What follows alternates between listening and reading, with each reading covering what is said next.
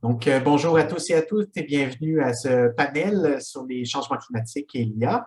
Mon nom est Alexandre Gertin-Pasquier, je suis le responsable du programme de développement et de rayonnement de la relève chez Ivado et je suis bien content de pouvoir vous accueillir aujourd'hui, en ce jour de la Terre, à notre panel avec nos trois invités vraiment intéressants qui seront là aujourd'hui, Abdé, Emmanuel et Camille. Euh, donc, euh, je vais leur laisser quelques minutes pour se présenter un petit peu leur parcours, présenter un peu leur initiative ou leur projet de recherche. Sans plus tarder, je vais passer la parole directement à Camille, Camille Rondeau-Saint-Jean, qui est étudiante à la maîtrise, notre représentante étudiante sur le panel aujourd'hui, étudiante à la maîtrise en sciences biologiques à l'Université de Montréal. Camille, si tu veux bien nous présenter un petit peu ton parcours qui me semble un petit peu atypique, quoi qu'il y en a beaucoup qui ont des parcours atypiques et qui travaillent sur l'IA dans la communauté Ivado, et puis nous présenter un petit peu dans les grandes lignes ton projet de maîtrise. Oui, merci. Bonjour. En effet, j'ai un parcours assez atypique. Moi, d'abord, j'ai été musicienne, donc j'ai fait un cégep en musique comme musicienne-interprète, puis ensuite, j'ai décidé de me réorienter vers la musicologie. Donc, j'ai un bac en musicologie de l'Université de Montréal et une maîtrise en musicologie aussi de la Sorbonne à Paris. Mais après, dans le milieu de ma vingtaine, j'ai eu une petite remise en question. Je me suis demandé ce que je voulais faire, puis comme ça m'avait toujours intéressé de faire une différence pour la planète, et puis je m'intéressais beaucoup aux animaux, ben, j'ai décidé de me réorienter, de faire un bac en écologie. Puis au milieu de tout ça, à un moment, je me suis demandé, mais comment je pourrais mettre mes forces ensemble? Et puis c'est comme ça que j'ai découvert les chants d'oiseaux, dans le fond. Je me suis dit, pourquoi pas mettre tous mes champs d'expertise, sans faire de mauvais jeu de mots, ensemble. Donc voilà, je me suis vraiment intéressée à l'ornithologie et la bioacoustique comme une façon d'étudier la biodiversité chez les oiseaux, d'après leur chant. Et puis, quand je m'intéressais à ça, j'ai fait un stage où on étudiait la diversité des oiseaux en milieu agricole d'après des enregistrements.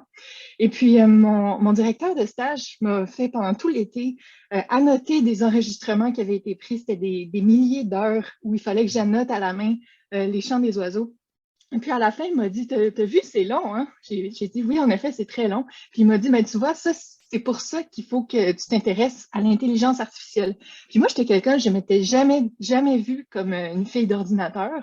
Mais quand j'ai vu à quel point ça serait utile pour étudier ce qui m'intéressait, je me suis dit, allez, pourquoi pas?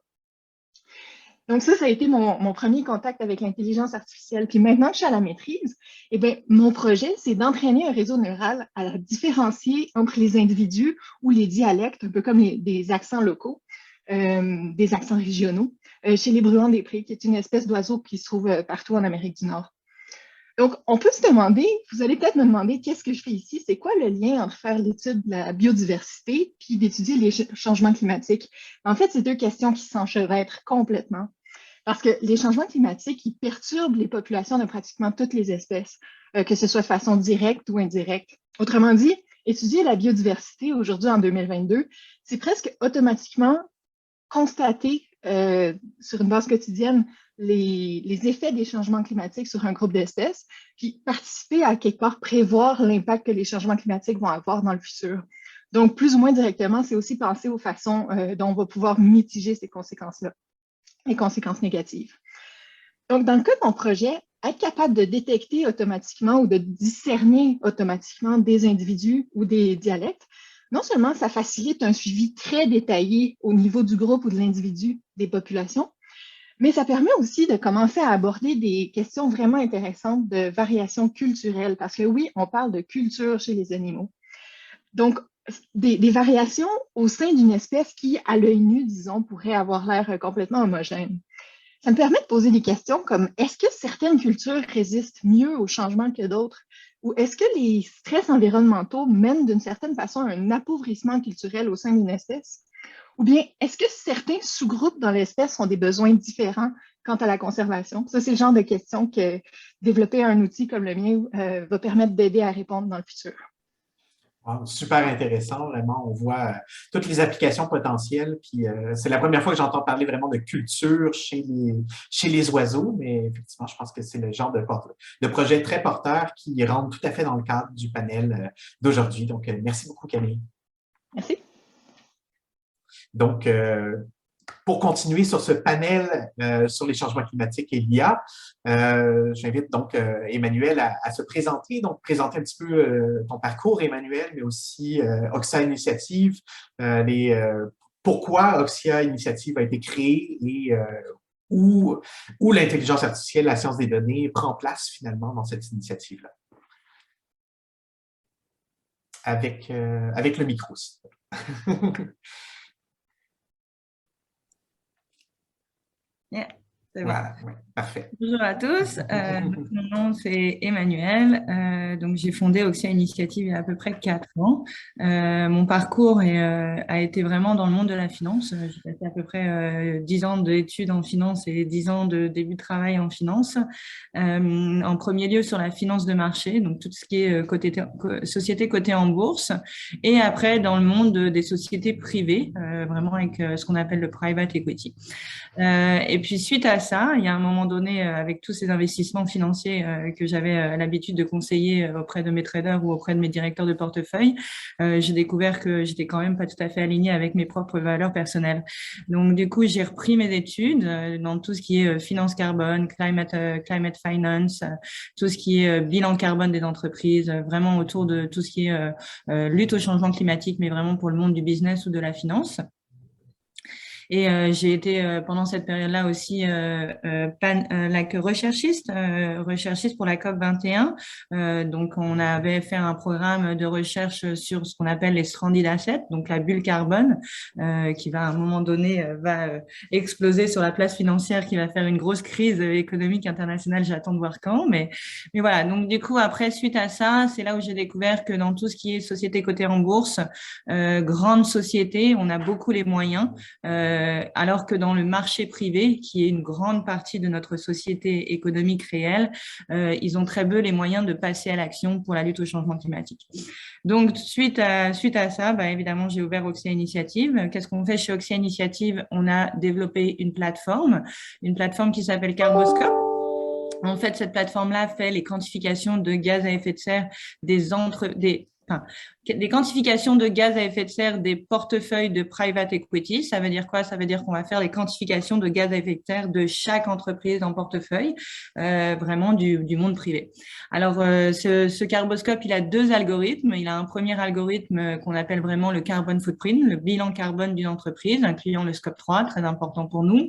Et le deuxième algorithme, c'est ce qu'on appelle l'émission de gaz à effet de serre évitée, qui permet de savoir combien une solution en clean tech, green tech, climate tech, tout ce qu'on veut, AG tech, tout ce qui est à la mode en ce moment, mais en tous les cas qui lutte contre le changement climatique, des solutions intéressantes et combien elles évitent de gaz à effet de serre par rapport à une solution un peu plus carbone intensive comme on l'utilise dans notre économie à l'heure actuelle. Donc l'idée vraiment de tout ça, c'est vraiment de apporter la data des entreprises à nos investisseurs et qu'on y apporte un dialogue commun plutôt que ce que je vois beaucoup sur le marché. Ce qui est fait beaucoup sur le marché, que ce soit par des consultants ou par des autres plateformes, c'est qu'on utilise une data déjà existante de type Bloomberg, MSCI, etc. et on essaye de faire du reporting de carbon footprint. Donc, il y a beaucoup de moyennes, il y a beaucoup de biais autour de ça. Donc, l'idée, c'est vraiment d'aller chercher une data réelle pour pouvoir apporter une construction, un dialogue constructif entre les acteurs du gouvernement, des investisseurs et des entreprises. Voilà, juste présentation de moi-même et d'Oxia. Je ne sais pas si vous avez des questions, si c'est clair. Merci. Oui, ça semble assez complet, mais n'hésitez pas non plus à lever la main pour ceux et celles qui nous suivent en ce moment. Si vous avez des questions, on va les prendre au fur et à mesure. Il y aura aussi une période de questions à la fin de la rencontre, si ça vous intéresse. Oui, donc Abdé et Saïdi, je te passe la parole pour Actionnable qui est partenaire industriel d'Ivado depuis maintenant quelques temps.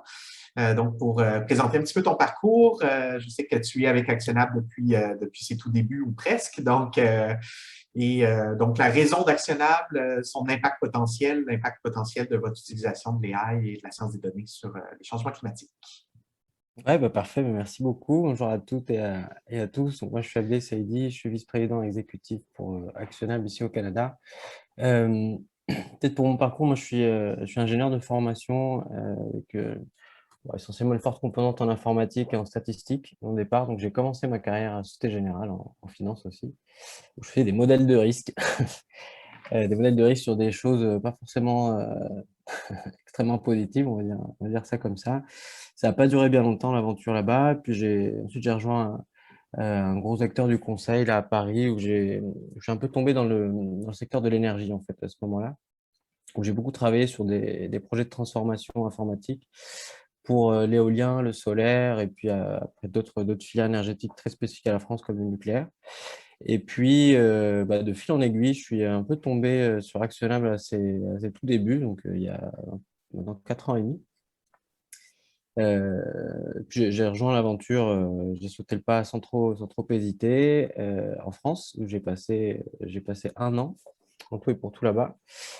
Euh, Où au départ, voilà, on était une société très, très généraliste, très orientée autour de la valorisation des données au sens large. Donc, notre métier, qui est toujours le même, mais maintenant spécialisé, je vais revenir dessus, c'était vraiment utiliser les données de nos clients chez eux pour développer des cas d'usage divers et variés dans plein de secteurs d'activité. Donc, ça a très bien fonctionné pour nous. Il y a 3 ans, j'ai pris mon baluchon et je suis arrivé ici à Montréal pour créer notre filiale.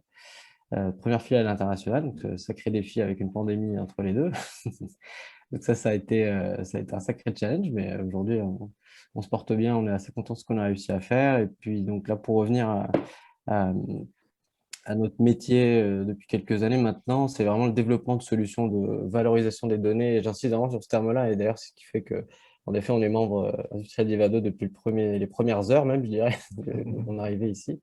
On a quand même ce point commun qui est la donnée, et quand je parle de valorisation de données, ça peut passer par de l'intelligence artificielle en certains cas, mais aussi beaucoup de projets d'analytique et de traitement de données en grande quantité ou pas, qui est quand même le sujet principal, on va en parler beaucoup, je pense, là, pendant ce panel-là, qui est le nerf de la guerre. L'IA n'est qu'un moyen parmi d'autres de valoriser des choses, et le choix qu'on a fait, c'est de mettre nos compétences au service de la transition socio-environnementale des organisations, donc ça peut être autant privé que public. Et donc concrètement, qu'est-ce que ça veut dire? C'est qu'aujourd'hui, on a des équipes spécialisées dans le traitement des données climatiques pour aller justement traiter un certain nombre de données qui sont publiques ou privées pour essayer de faire des modèles de risque et des modèles d'impact, de risque physique notamment, de risque de transition par exemple, de traiter les scénarios. On a aussi des gens qui travaillent sur des sujets de performance carbone, performance énergétique pour nos clients. Donc, c'est des sujets qui sont maintenant aujourd'hui assez communément admis, qui sont très data intensive, comme on dit, avec ce bel anglicisme. Je n'arrive pas trop à le dire en français d'habitude. On a aussi beaucoup de sujets assez divers et variés autour de l'impact social. On travaille notamment avec la Croix-Rouge française, par exemple, puis on essaie d'étendre ce partenariat à l'international. Et donc aujourd'hui, nos initiatives, et en plus ça tombe de très très bien qu'on se parle aujourd'hui, puisqu'il y a plein de choses qui bougent chez nous autour du changement climatique, c'est d'essayer d'aller pousser un peu plus loin l'extraction de ces données qui nous viennent de plein de sources, on en parlera un peu plus tard, et de mettre à disposition des entreprises ces données-là de manière propre, utilisable, exploitable, de les mixer avec leurs données métiers privés et d'essayer de leur apporter des réponses concrètes à que va-t-il se passer dans 1 an, 2 ans, 5 ans, 10 ans, 30 ans, en fonction de divers scénarios. Et donc l'IA est un des moyens qu'on utilise pour y arriver, mais pas que. Voilà un petit peu pour le tour d'horizon. J'espère avoir été synthétique et clair. Oui, fantastique, merci. Vous voyez donc qu'on a une bonne diversité de sujets, de thématiques et d'enjeux là, qui sont représentés par nos 3 panélistes aujourd'hui. Je voudrais commencer peut-être avec une question pour Emmanuel. Vous prendrez le relais, là, Athé et Camille, pour compléter. Je voulais savoir, en fait, Emmanuel, en quoi les données qui sont actuellement disponibles, j'ai cru comprendre donc que les données n'étaient pas toujours complètes là, de votre côté, autant pour le côté public que le privé. À quel point ces données-là qui sont actuellement disponibles permettent de répondre à cette problématique-là d'impact finalement sur les changements climatiques, puis en quoi l'utilisation de l'IA va permettre de passer à une autre étape, disons, de faire un bond en avant au cours des prochains mois, des prochaines années.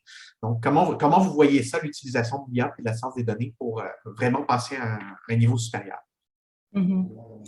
Alors, nous, notre première étape, ça a été vraiment de construire un logiciel qui permet de collecter la data qui n'existait pas et encore moins en masse.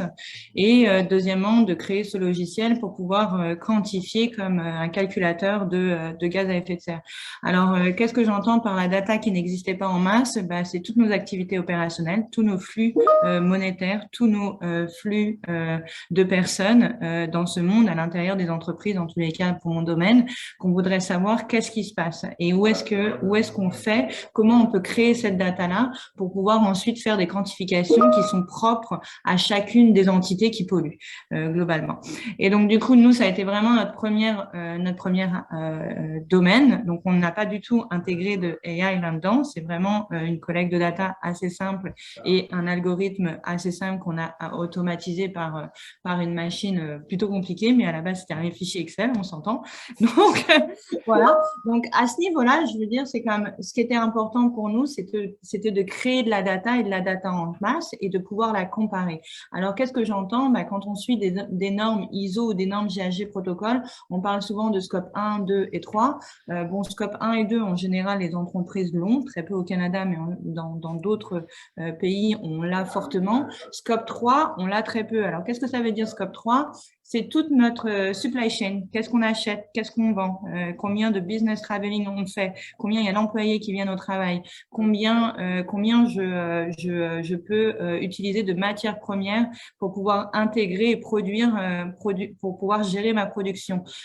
Combien de transport ma matière première émet? Donc, tous ces datas-là, en fait, elles ont, pour ainsi dire, jamais été collectées en masse et pourtant, on a besoin de savoir combien on pollue pour pouvoir vraiment avoir des bonnes réductions, pour avoir des bons plans de réduction, entre guillemets.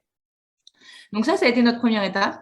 C'est cool, on est content de notre algorithme. Donc là, on passe à la deuxième étape et c'est là où on va commencer à intégrer de l'AI.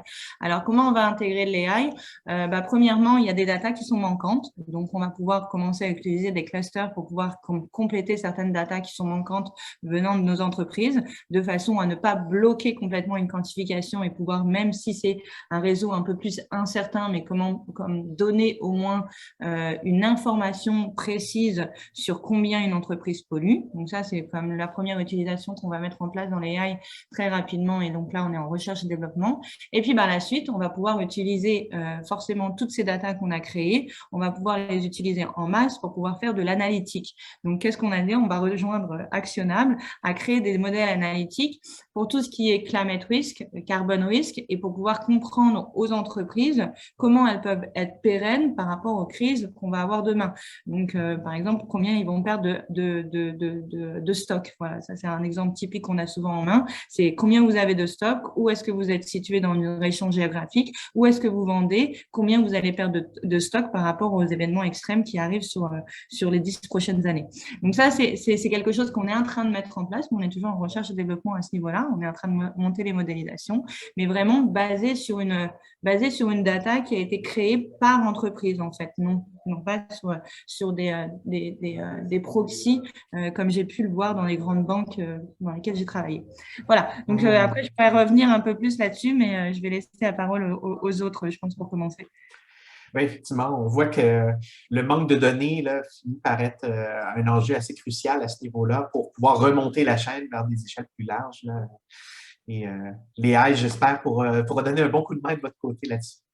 Abdi, est-ce que tu veux compléter en fait pour la partie justement actionnable? Est-ce que où vous en êtes au niveau de l'IA? À quel point l'utilisation finalement de l'IA a permis de passer à une autre étape là, finalement pour vos clients puis pour toute cette prédiction-là là, dans 1, 2, 5, 30 ans là, au niveau des entreprises? On voit que la masse de données à récolter peut être assez énorme à ce niveau-là, puis l'IA peut être très, très utile. Oui, tout à fait. En fait, je suis quand même assez content de prendre la balle au bon juste après ce qui a été dit, puisque je pense qu'il y a quand même pas mal de complémentarité. Moi, je vais prendre un autre angle et puis je vais rejoindre Manuel dans ce qui a été dit. Je pense qu'il y a un point aussi qui est important, c'est l'accessibilité de données ouvertes aujourd'hui, de données climatiques, météorologiques. En fait, c'est une mine d'or. Enfin, c'est assez exceptionnel ce qu'on arrive à avoir. Donc nous, déjà, c'est la maîtrise et la compréhension de ces données qui a été la première brique. C'est-à-dire que de se dire, voilà, comment on fait pour traiter des sources qui viennent je prends l'exemple comme NORA, qui sont des sources, enfin, c'est du département de l'énergie américain, des sources qui viennent de Enacordex, par exemple. Enfin, il y en a une vingtaine, 25 précisément, qui sont complètement ouvertes et en fait avec une diversité de granularité et de pas de temps qui est assez importante, et donc ce qui fait que les mixer n'est pas si simple que ça. Donc dans le lot, on va avoir des données physiques, des données géospatiales, des données, des images, des données satellites. On va avoir des données euh, géologiques, on va avoir des données bref, de diverses variables qui sont assez fines, comme une estimation du pH de certaines sources d'eau, etc. Et donc, une fois qu'on a regardé tout ça, c'est très bien, mais quand on veut les superposer, c'est assez compliqué. Donc, c'est déjà le premier travail qu'on a fait et qui a pris quand même un certain sens, c'est de créer, on l'a appelé comme ça, un géocodeur qui va prendre toutes ces sources de données, donc une vingtaine, créer une centaine de variables qui soient uniformisés et sur lesquels on essaie de moyenner le moins possible les pas de temps et le maillage géographique. Donc, une fois qu'on a fait ça, ça nous a permis d'avoir, sur certaines zones dans le monde, tout n'est pas forcément bien cartographié, des maillages à 1,5 km² près, ce qui est extrêmement fin. Et pour certaines zones où on ne peut pas aller descendre plus bas que 100 km², ce qui est déjà pas mal. Et puis après, dans la profondeur de champ, au niveau du temps, on a des données historiques qui remontent à 1950. Quand on regarde, enfin, si on cut, il y en a qui remontent plus haut, mais si on veut tout mixer, on a 1950. Et on constate que de 1950 à aujourd'hui, comme vous vous en doutez, les données sont de plus en plus précises. Donc, il y a aussi une grosse variabilité là-dedans. Et puis, ce qui est intéressant surtout, c'est tous les modèles climatiques qui sont disponibles, qui sont en fait de la prospective jusqu'à 2100, donc des divers scénarios qui sont produits par plein de gens, dont le GIEC, donc les scénarios les plus connus.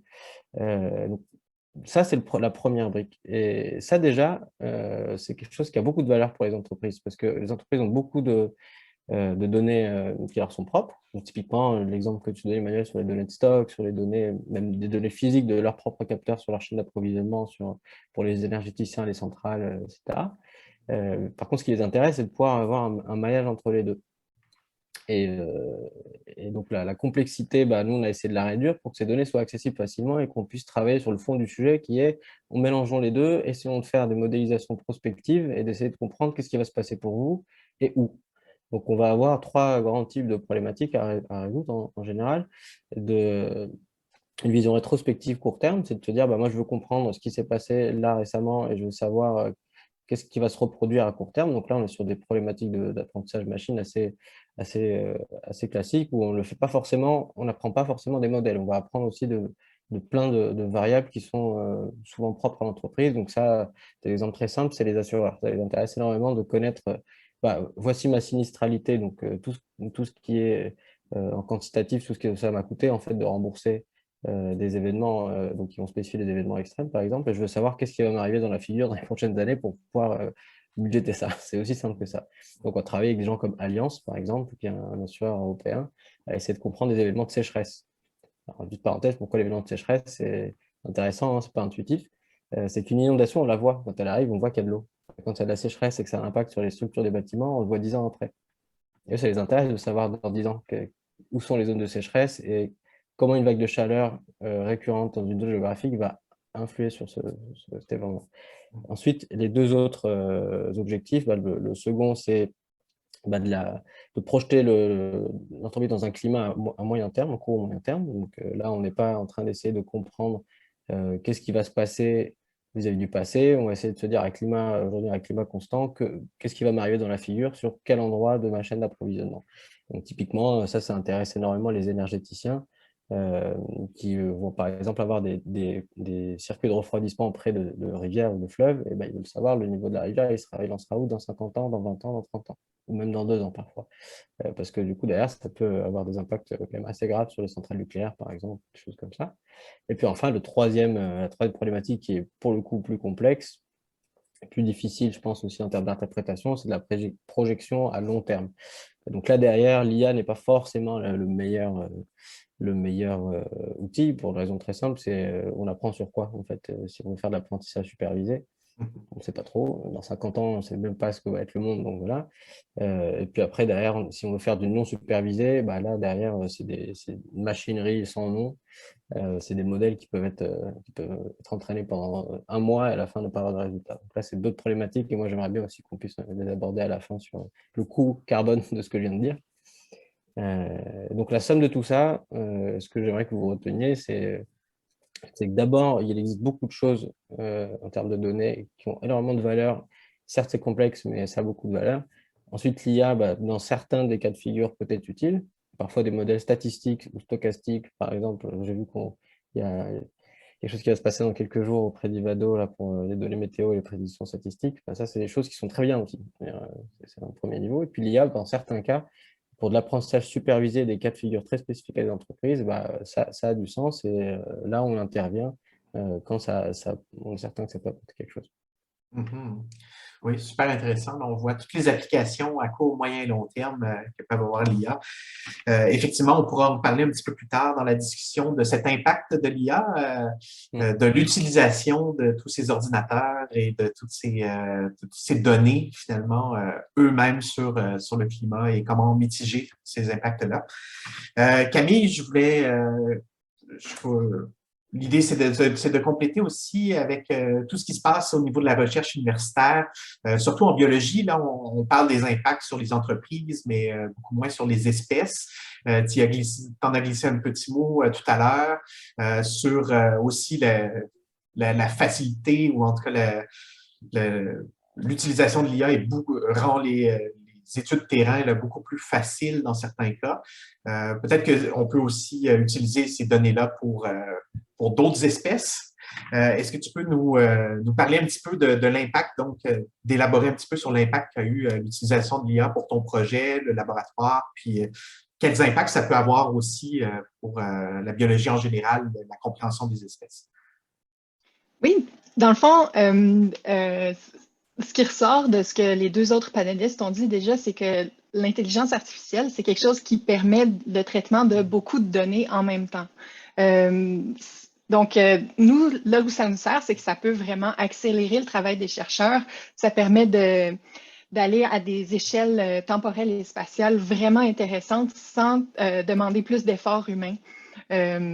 Donc, là, on est capable de faire des travaux qui ont énormément plus d'envergure sans qu'on soit limité par ce qu'une équipe peut humainement accomplir, soit sur le terrain, soit à la main au laboratoire, en étiquetant, par exemple, des dizaines de milliers d'heures d'enregistrement ou en identifiant des animaux sur des caméras trappe, etc. Le fait d'avoir l'intelligence artificielle, ça permet de faire les tâches qui sont très fastidieuses, une tâche simple mais fastidieuse, c'est une tâche parfaite pour utiliser l'intelligence artificielle puis faire accélérer la recherche. Dans le fond, par exemple, en écologie, ça nous permet d'étudier presque en temps réel les migrations d'oiseaux à l'échelle continentale année après année, plutôt que d'avoir des biologistes spécialistes entraînés qui sont là à attendre les migrations. Si on est capable de mettre des senseurs qui sont autonomes, puis après de traiter automatiquement toutes ces données-là, ça nous permet d'avoir énormément d'informations avec un effort humain minimal. Puis après ça, les humains, on les utilise pour réfléchir à ce qui vient de se passer puis traiter ces données-là. C'est vraiment la première étape qui est fastidieuse. Sinon, une autre façon d'utiliser ça, c'est de savoir exactement où sont les baleines d'une espèce en danger, par exemple, parce qu'elle peut se retrouver là où on ne l'attend pas, vu les changements de température dans l'eau. Et puis, comme ça nous permet de réagir rapidement puis de réguler, de ralentir la circulation des bateaux dans la région pour éviter les collisions de baleines qui sont une des sources de mortalité les plus importantes chez les grands cétacés. Ensuite, une autre application, par exemple en botanique, on serait capable de suivre la réaction de différentes espèces végétales à des changements dans le climat, puis comme ça, pouvoir essayer de prédire leur distribution future en fonction de différents scénarios climatiques, puis planifier la conservation des espaces naturels, la foresterie, l'agriculture, l'aménagement du territoire. Bref, ces recherches-là en biologie fondamentale, en écologie fondamentale, ont vraiment beaucoup d'applications une fois qu'on comprend, qu'on utilise tous les outils qu'on a à disposition pour vraiment permettre de décupler notre savoir, dans le fond, bien au-delà de ce qu'on est capable de faire par des observations ponctuelles limitées par le nombre d'experts qui sont disponibles et qu'on est prêt à payer. Puis aussi, bon, non seulement on peut utiliser des senseurs autonomes, mais c'est une façon aussi de traiter de l'information qui aurait été recueillie par le grand public.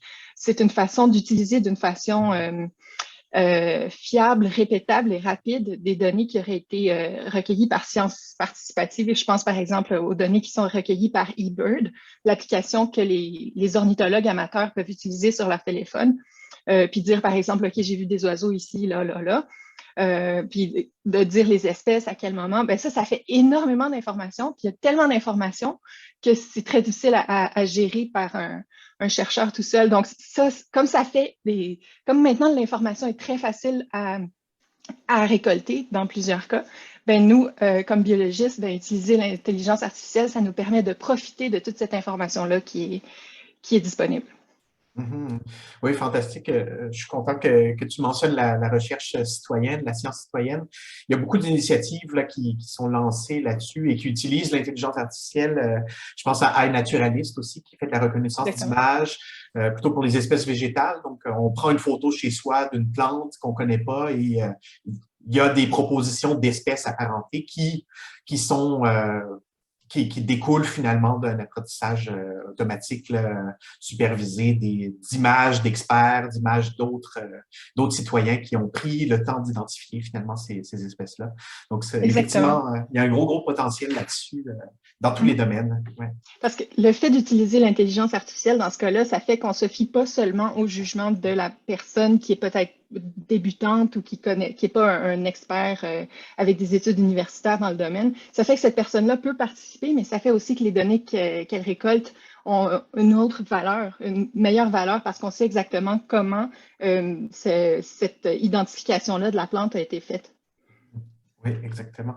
Ben, ça fait une bonne transition pour notre prochaine question qui est comment passer de la théorie à la pratique, comment passer des experts et des citoyens à vraiment un impact concret sur la lutte contre les changements climatiques. Peut-être Abdé, petite question justement sur oui, effectivement, comment on peut passer de la théorie à la pratique, mais quelles sont aussi les limites qui freinent un peu l'application de l'IA en contexte environnemental? On a parlé un petit peu du manque de certaines données, d'accessibilité finalement à certaines informations.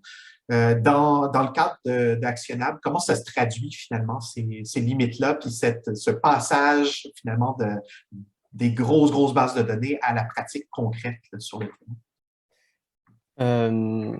Là-dessus, je pense que j'ai pris un peu d'avance sur la question un peu avant, mais je pense que déjà la première limite, moi c'est toujours, on peut en faire de bataille, même dans d'autres contextes qui ne sont pas celui qui nous intéresse aujourd'hui, mais c'est la donnée en fait derrière. C'est comment avoir une donnée qui soit la bonne donnée, qui soit représentative sur la région géographique quand on est dans un contexte d'étudier les changements climatiques, etc.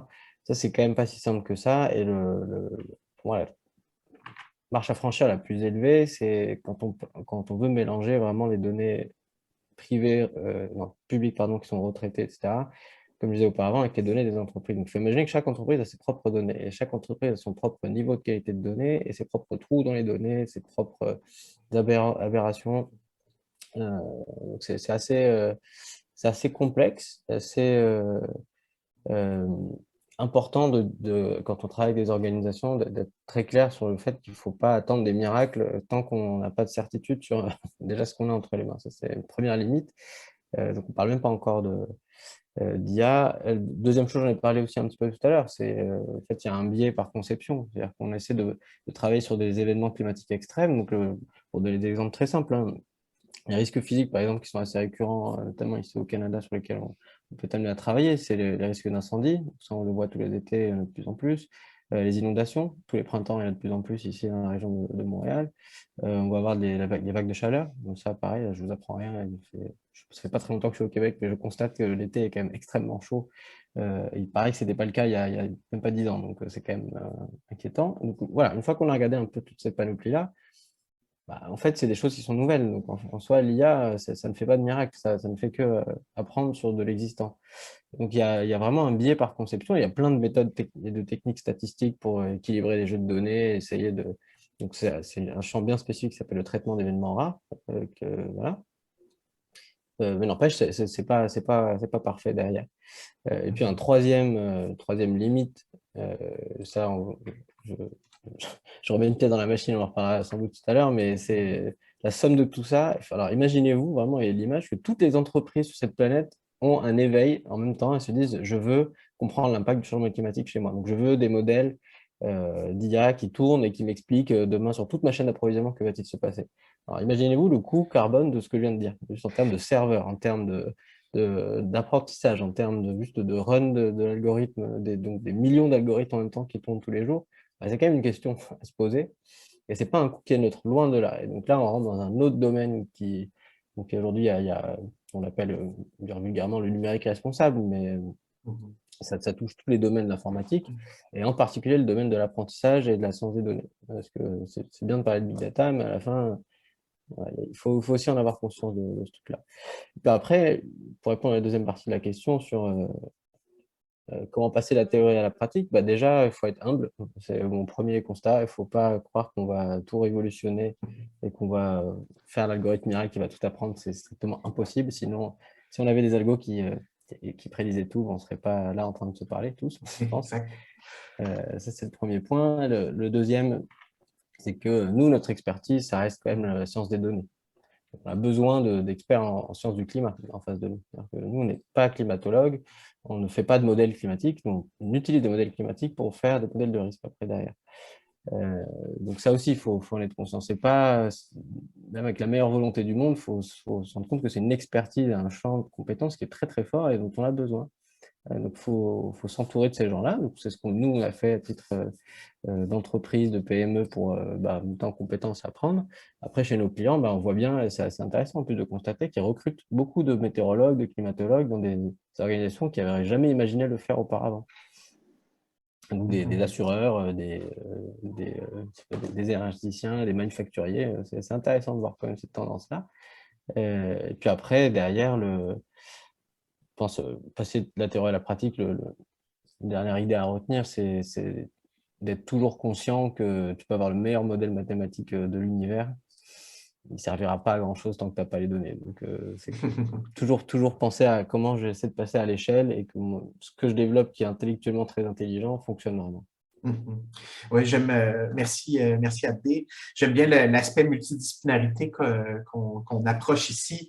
On a eu un panel justement il y a quelques semaines sur l'atout des équipes multidisciplinaires sur l'utilisation de l'IA. Je pense qu'au niveau de l'interprétation de ces données-là, je pense que ça peut jouer effectivement un gros rôle. Je vous invite à écouter ce panel-là sur notre chaîne YouTube si ça vous intéresse. Effectivement, on pourra reparler de l'impact de rouler toute cette masse d'algorithmes en même temps. On pense à l'exemple de Bitcoin, par exemple, qui utilise énormément de traitements de données qui polluent finalement en termes de gaz à effet de serre. On entend parler quasiment plus que certains pays, là, finalement. Donc, c'est un très gros enjeu, effectivement. Camille, j'aimerais continuer avec cet aspect-là sur le passage de la théorie à la pratique. C'est peut-être une question que beaucoup d'étudiants, d'étudiantes qui travaillent en recherche fondamentale ou qui travaillent justement en environnement se posent. C'est quoi ta position là-dessus? Puis est-ce que tu as des petites pistes de solutions finalement pour des gens qui seraient un petit peu dans la même situation que toi? Oui, passer de la théorie à la pratique, ça, c'est une question que je me pose à tous les jours et qui parfois m'empêche de dormir la nuit, je dois dire. Dans le fond, comme Abdé vient de dire, dans beaucoup de cas, ce qui manque, c'est les données, les quantités de données. Mais nous, comme biologistes, on est comme on est content puis on est étonné de la quantité de données qui nous arrivent en ce moment avec la miniaturisation des senseurs puis toutes ces technologies-là. Il y a quasiment plus de données que ce qu'on est capable de traiter en ce moment. Donc, je dirais que le manque de données, je ne dis pas qu'il n'y a pas de trous dans nos connaissances, il y a des trous béants dans les données dont on aurait besoin idéalement. Mais ce n'est pas ça le plus grand obstacle. Moi, j'ai l'impression que faire de la recherche fondamentale en écologie, ça vient malheureusement souvent avec un grand sentiment d'impuissance. On est déchiré entre le besoin de comprendre les écosystèmes qui sont tellement complexes et fascinants parce qu'on sait très bien que pour bien protéger quelque chose, il faut bien le connaître, il faut le comprendre, il faut pouvoir le nommer. Ce qu'on fait, c'est super important, comprendre les complexités des espèces qu'on n'aurait jamais pu soupçonner. C'est quelque chose c'est quelque chose de magnifique, j'ai envie de dire. Puis c'est vraiment important, nous, en tant qu'humains qui sommes doués d'une faculté d'abstraction comme ça, d'être capable de bien comprendre les espèces qui nous entourent sur la Terre. Je pense que c'est une des plus belles choses qu'on peut faire, en fait. Euh, Malheureusement, de nos jours, faire ces études-là, ça vient souvent avec l'arrière-pensée très triste qu'il faut étudier ce qu'on a pendant que c'est encore là, le plus intact possible, parce qu'on ne sait pas combien de temps on va l'avoir encore. Je pense à des expériences de terrain, à travailler avec des espèces qui sont très en danger, en voie de disparition. Euh, c'est merveilleux, puis c'est tellement triste en même temps. Puis d'un autre côté, on se dit qu'on sait déjà très bien, on en sait déjà bien assez pour savoir ce qu'il faut faire. Ce qu'il faut faire, c'est conserver ou restaurer les habitats, limiter le réchauffement, limiter la population, pas la population, je n'ai pas dit la population, j'ai la pollution. Il faut limiter la pollution. Ça, on n'a pas besoin de plus de recherche pour le savoir, on le sait déjà. Puis la société s'en va pas dans ce sens-là, on le fait pas. Ce qu'on observe, c'est qu'en ce moment, malgré des initiatives excellentes ici et là, ce que je vois mes copanélistes faire, c'est merveilleux, mais malgré des initiatives super importantes, puis malgré une grande prise de conscience dans la population, bien, à tous les jours, quand j'ouvre le journal, encore cette semaine, je vois que nos décideurs sont en train d'encourager le transport aérien, de continuer à faire de l'agriculture animale de masse dont on connaît l'impact énorme, puis, comme si c'était normal. Et puis, on continue à exploiter des hydrocarbures et puis ça passe. Alors que, ben, voilà, j'ai du mal à exprimer poliment à quel point ça me fâche puis ça m'inquiète. Parce qu'on a beau développer des outils de pointe pour suivre les migrations, on a beau comprendre de plus en plus des détails du comportement de certains animaux, développer une connaissance fine de plein d'aspects de la vie sur Terre, mais si on n'agit pas à la base, tout ce qu'on fait, à quoi ça sert? Si on ne commence pas à poser les actions qu'on sait déjà qu'il faut faire, bien, en faisant de la recherche fondamentale, on a un petit peu l'impression de travailler pour rien, puis d'être des gens d'archivistes en devenir qui sont en train de documenter un monde naturel qui meurt. Donc, la limite de l'application de l'intelligence artificielle en écologie, c'est ça, c'est un outil qui nous permet d'apprendre beaucoup, mais si on n'agit pas en conséquence, c'est loin d'être suffisant. Le savoir tout seul, ça mène nulle part. Donc, ben, moi, de voir le travail des copanélistes ici, ça me donne de l'espoir. Franchement, peut-être qu'on s'en va dans la bonne direction, je l'espère, puis qu'un jour, comme société, on va pouvoir franchement s'intéresser aux besoins de toutes les espèces, puis mettre en pratique ce que les nouvelles technologies nous apprennent. Parce que j'insiste, prendre soin du monde vivant sur Terre, c'est dans notre intérêt à tous. Mm-hmm. Oui, merci beaucoup Camille pour ce beau point-là. Je pense que c'est dire tout haut ce que beaucoup de gens pensent tout bas. Dites-le tout haut. Dites-le tous tout haut, s'il vous plaît. Oui, puis comme dit Abdé, effectivement, on a beau avoir les modèles les plus intéressants du monde. Si les données qu'on a actuellement nous servent, nous servent pas à concrètement poser des actions, je pense que effectivement nos modélisations ont beau agir en conséquence, là, mais si les humains eux-mêmes traitent pas ces données-là de la bonne façon, et les modèles servent à rien et on s'en va pas dans la bonne direction. Je ne sais pas si Abdé, tu veux rajouter quelque chose? Non, ce que je voulais dire, c'est déjà, merci Camille, ça fait du bien d'entendre ce que tout le monde dit dans sa tête, verbaliser, c'est super. Mais non, ce que je voulais rajouter aussi, c'est que on sait tous que c'est de notre intérêt et que bref, l'humain est absurde et on peut en débattre pendant encore longtemps de l'absurdité de nos actions. Mais par contre, il y a un mouvement c'est quand même intéressant et c'est en lien avec notre société telle qu'elle est financiarisée aujourd'hui, c'est que les entreprises, c'est quand même les premiers pollueurs, hein, c'est pas nous. Il faut aussi relativiser là-dessus. Même si nous, on peut faire les actions au quotidien, à la fin, les secteurs les plus polluants, c'est pas nous, petits humains dans une ville, qui devons nous en sentir responsables. Cependant, les entreprises se rendent compte que c'est une question de survie maintenant, même pour elles. Que si tu veux protéger tes profits, protéger tes revenus, à un moment donné, il faut s'intéresser au sujet. Et c'est ça qui fait que nous, notre travail aussi a du sens. C'est que on voit je pense qu'on va en parler aussi par la suite, mais on voit une réceptivité qui est différente il y a quelques années ou quand j'ai commencé à travailler, où on nous expliquait que oui, c'est bien, c'est gentil, c'est des belles idées, mais bon, ça rapporte pas grand-chose. Là, en fait, quand tu regardes sur le PNL d'une entreprise, bah, tu vois tout de suite l'impact du risque que tu prends, hein. C'est-à-dire, vraiment, c'est quantifié, calculé à chaque fois. Et donc là, ça réveille aussi des consciences. Et ça réveille au sein même des entreprises qui sont des entités froides, et on peut les imaginer froides, et genre sans pitié, etc. Mais il y a des gens, en fait, dedans qui travaillent et qui se disent, bon, bah, allez, on y va et on va essayer de faire quelque chose. Mhm. Emmanuel, je ne sais pas si tu veux compléter aussi sur ce point-là, puis peut-être enchaîner sur peut-être les défis qui freinent justement l'implication de ces stratégies-là. C'est pas pour rien finalement que ça fait des années que le GIEC, par exemple, nous dit qu'il y a un enjeu à répondre là, finalement en termes de changement climatique, mais qui fonctionne pas, ou en tout cas pas à l'échelle qu'on aimerait que ça progresse. Emmanuel, je ne sais pas si tu veux compléter Oui. là-dessus et enchaîner. Oui, bah déjà, je vais abonder par mes deux panélistes. Merci beaucoup. Je vais parler de mon expérience aussi. On est en train de faire souvent ce qu'on appelle des carbon footprint de portefeuille pour le monde du private equity. Et en fait, la première chose qu'ils me demandent, c'est est-ce que je peux être carboneutre et est-ce que je peux savoir mon risque? Et moi, souvent, je les ramène et je leur dis, bah, écoute, avant d'être carboneutre et de savoir ton risque, peut-être que la première solution et la première étape à faire, c'est de réduire ces émissions de gaz à effet de serre et de passer à des choses concrètes par entreprise. Et donc, du coup, la collaboration, et souvent les financiers, hein, c'est je veux savoir mon risque parce que je veux savoir mon retour sur investissement qui est dépendant de mon risque.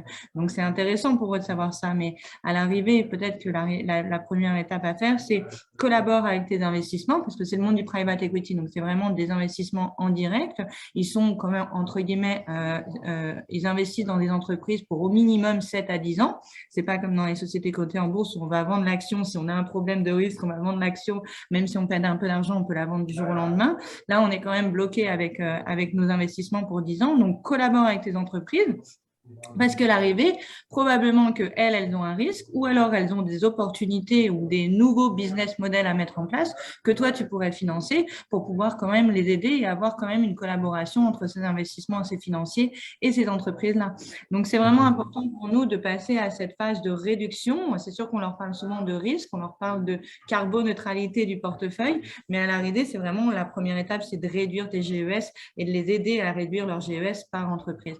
Donc, c'est un petit peu ce que Camille et Abdé dit. C'est comme, il y a un moment donné, c'est beau le risque, mais la modélisation des risques, il faut savoir que, comme dit le GIEC, il y a comme 8 scénarios. Hein. Donc, il y a un moment donné, on ne sait pas trop où le monde va s'en aller. Donc, on peut faire bien des modélisations sur le risque futur dans 10, 15 ans, mais à l'arrivée, la Terre est en train de reconstituer son écosystème et son écosystème au total, et on ne sait pas trop où va aller le futur. On peut faire des modélisations, mais c'est quelque chose qu'il faut plutôt travailler sur nos activités opérationnelles et travailler vraiment sur nos entreprises. Voilà.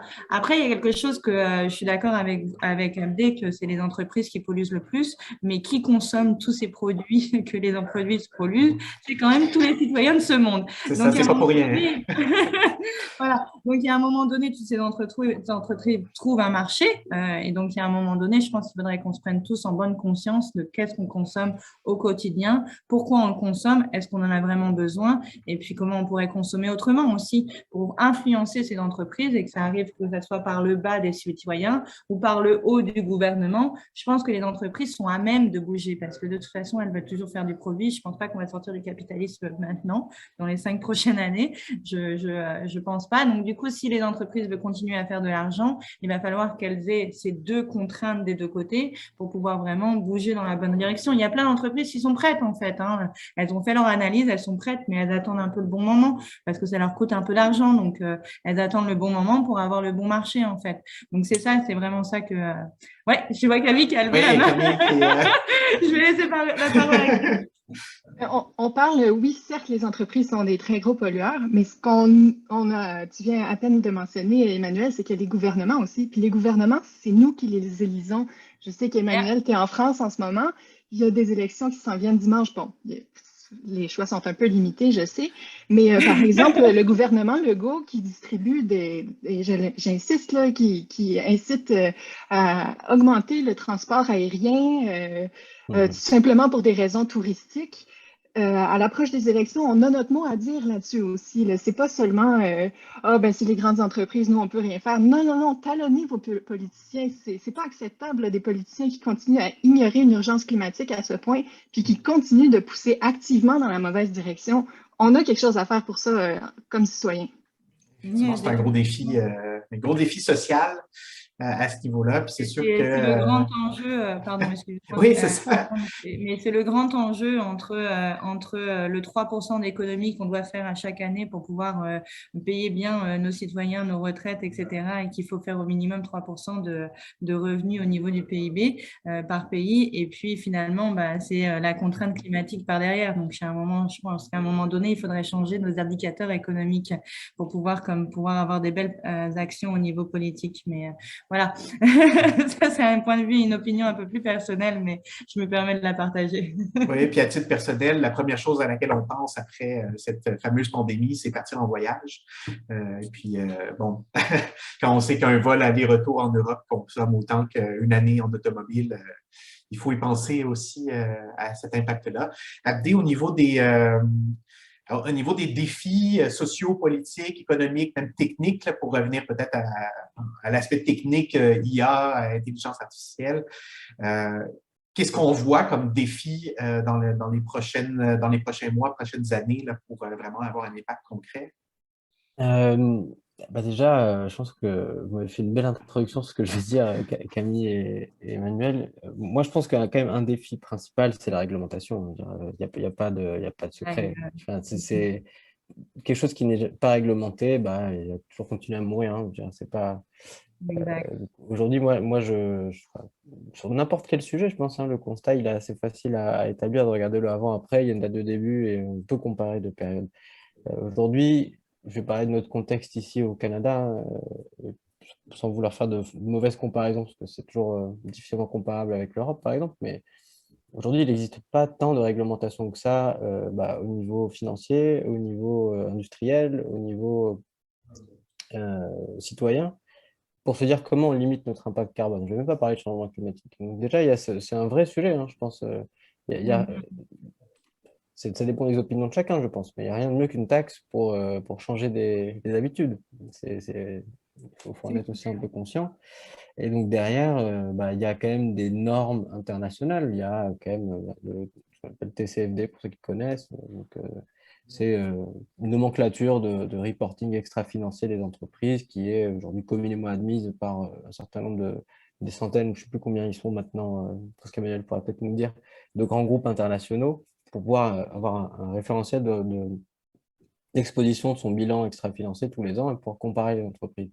Donc ça, c'est bien, mais ce n'est pas obligatoire. Donc les entreprises qui le font, c'est uniquement sur base de volontariat et avec d'autres intérêts qui sont derrière.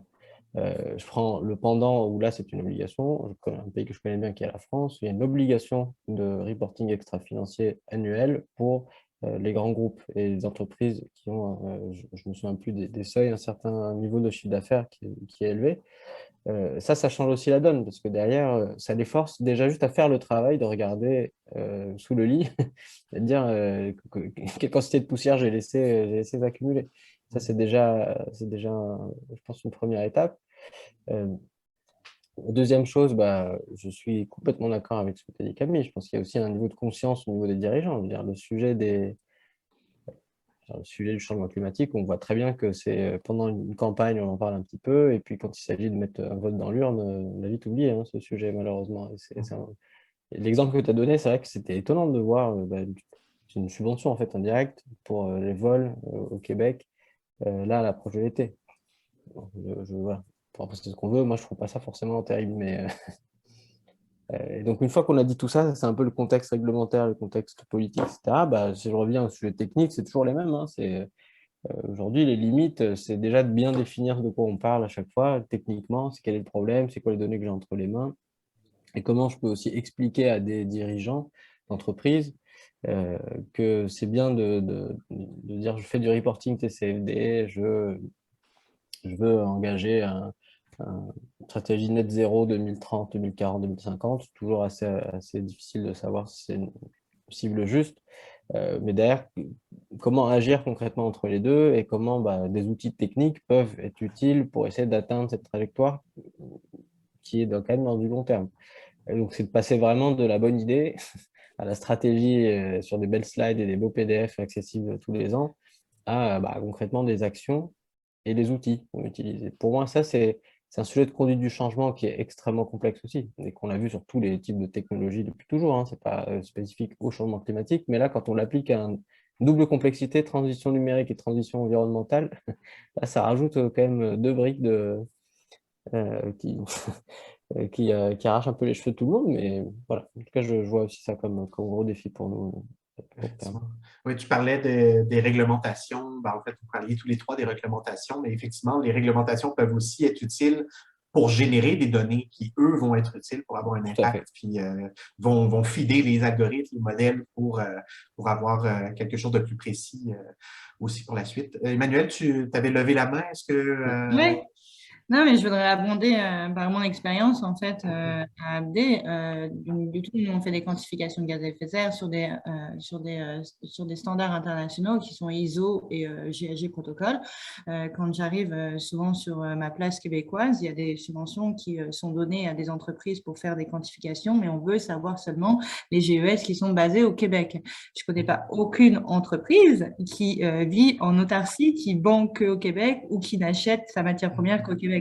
Donc, ça envoie un contresens au marché de donner une bonne conscience à des entreprises qui pensent faire la bonne affaire, mais qui finalement, bon. Donc, je pense qu'à un moment donné, il faut aussi, en tant que politicien, comprendre vraiment, je pense qu'un cours de, 30 heures à tous les politiciens, ça leur fait du bien pour pouvoir comprendre vraiment les grands enjeux, en fait, et pouvoir vraiment travailler en bon alignement. Donc, ça, c'est vraiment quelque chose, je pense, assez gravissime.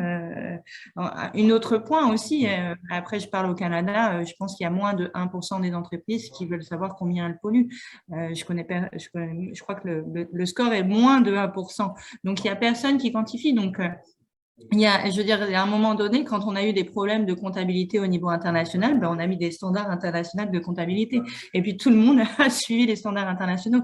Donc, on devrait faire la même chose en comptabilité carbone. Et je ne sais pas pourquoi ça prend autant de temps et pourquoi on ne l'oblige pas. À l'arrivée, ça pourrait faire plein d'argent au gouvernement d'obliger ces quantifications-là. Donc, voilà, c'est juste pour parler de mon expérience par rapport à ce que je vois sur le marché, qui est un petit peu… dépassement de l'entendement, j'ai envie de dire. Par rapport aux ambitions. On a des grandes ambitions pourtant. Oui. Merci Emmanuel, puis merci pour le travail que vous faites tous les trois aussi. On a encore une petite heure de discussion, mais effectivement, si vous voulez lever la main ou poser vos questions dans le chat pour ceux et celles qui nous suivent, n'hésitez pas à tout moment, puis on pourra prendre vos questions à nos panélistes. Je voulais passer à un autre sujet, en fait, parce qu'on a beaucoup d'étudiants et d'étudiantes qui sont aussi dans le public aujourd'hui. C'est un peu, justement, pour revenir un petit peu à la discussion qu'on a eue avec Camille tout à l'heure, qu'est-ce que vous diriez finalement à un étudiant qui travaille en intelligence artificielle ou en sciences des données, puis qui se demande comment passer de son projet à un impact, même s'il ne le voit pas directement, même s'il est dans une thématique qui est beaucoup plus abstraite ou qui travaille par exemple en astrophysique ou des choses qui ne sont pas directement reliées au changement climatique, ou à l'inverse, qui a des compétences en environnement, mais pas nécessairement en sciences des données, en IA. Comment commencer, comment utiliser cet outil-là finalement pour avoir un impact. Peut-être Camille, si tu veux commencer. Là. Oui, d'abord, j'aimerais revenir en fait sur la question précédente, juste avant de dire ce que je dirais à un étudiant. En fait, les défis par rapport à l'implantation de mes stratégies. Mais déjà, il y a un peu de problèmes de financement de la recherche fondamentale en écologie, comme c'est pas super lucratif d'apprendre à comprendre ce que les baleines chantent ou comment les insectes interagissent, par exemple, puis que les oiseaux ne rapportent pas beaucoup, ni comme consommateurs, ni comme contribuables, étrangement. Parfois, c'est difficile de trouver du financement pour faire progresser la recherche. Souvent, les bourses sont très orientées vers les choses qui vont avoir des impacts directs pour bénéficier aux humains. Donc, pour les jeunes qui veulent travailler en recherche fondamentale en écologie, souvent, c'est difficile de trouver le financement, puis c'est pas très attractif. Un autre gros problème qu'on a dans l'implantation de nos stratégies, c'est les inégalités mondiales dans l'étude des écosystèmes. Parce qu'il y a des restes de colonialisme qui font que la recherche est encore sous-financée, puis largement, insuffisamment valorisée et soutenue dans des régions névralgiques. On parle de l'Afrique, l'Amérique centrale, l'Amérique du Sud, l'Asie du Sud-Est, qui devraient être étudiés parce que c'est des hotspots, comme on appelle, de biodiversité. Mais malheureusement, à cause des restes de colonialisme et puis des difficultés économiques et sociales de toutes sortes que certaines régions peuvent connaître, c'est des endroits qui sont moins bien connus.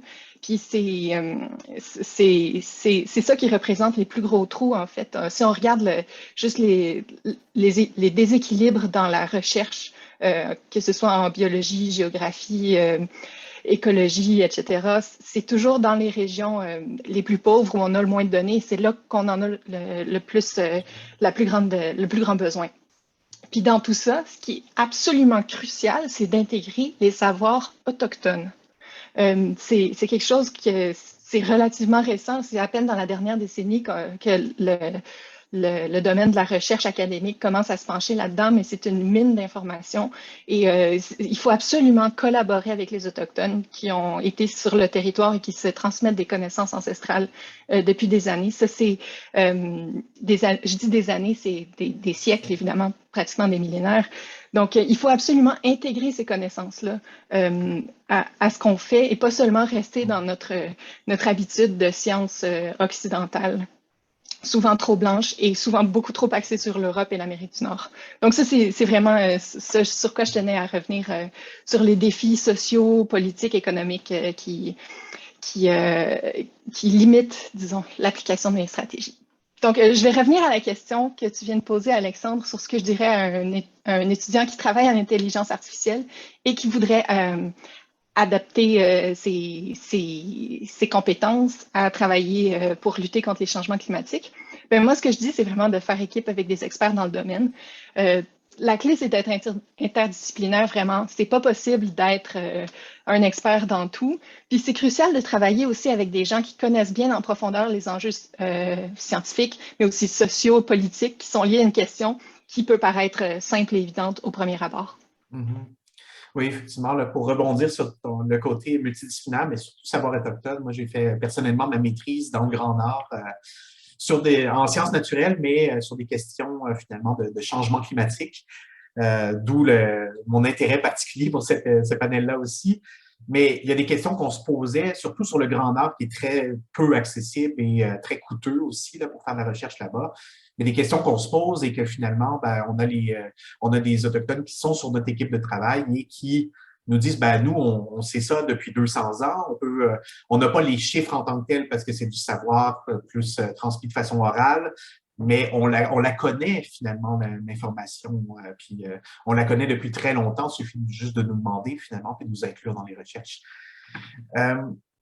Emmanuel, je ne sais pas si tu veux rebondir sur des petits conseils justement pour ceux et celles qui commencent finalement à toucher à ces changements climatiques,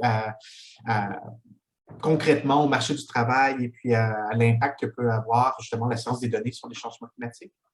Mm-hmm. Je dirais mon premier conseil, ça serait vraiment toute cette partie de Millennium qui arrive sur le marché du travail. On le voit déjà, mais ils ont vraiment envie de faire de l'impact. Et donc, du coup, j'abonde et j'approuve grandement. Donc, ça va obliger les entreprises à vouloir, quand elles vont vouloir recruter, malheureusement, elles vont devoir changer un petit peu leur modèle de recrutement. Mais surtout, quand on fait de la recherche ou en AI, etc., c'est comme souvent, moi, ce que j'ai pu voir sur le marché, c'est que ça soit en AI ou ailleurs, mais à partir du moment où on fait de la recherche, on a un petit peu un ego de chercheur. C'est-à-dire qu'on veut trouver quelque chose.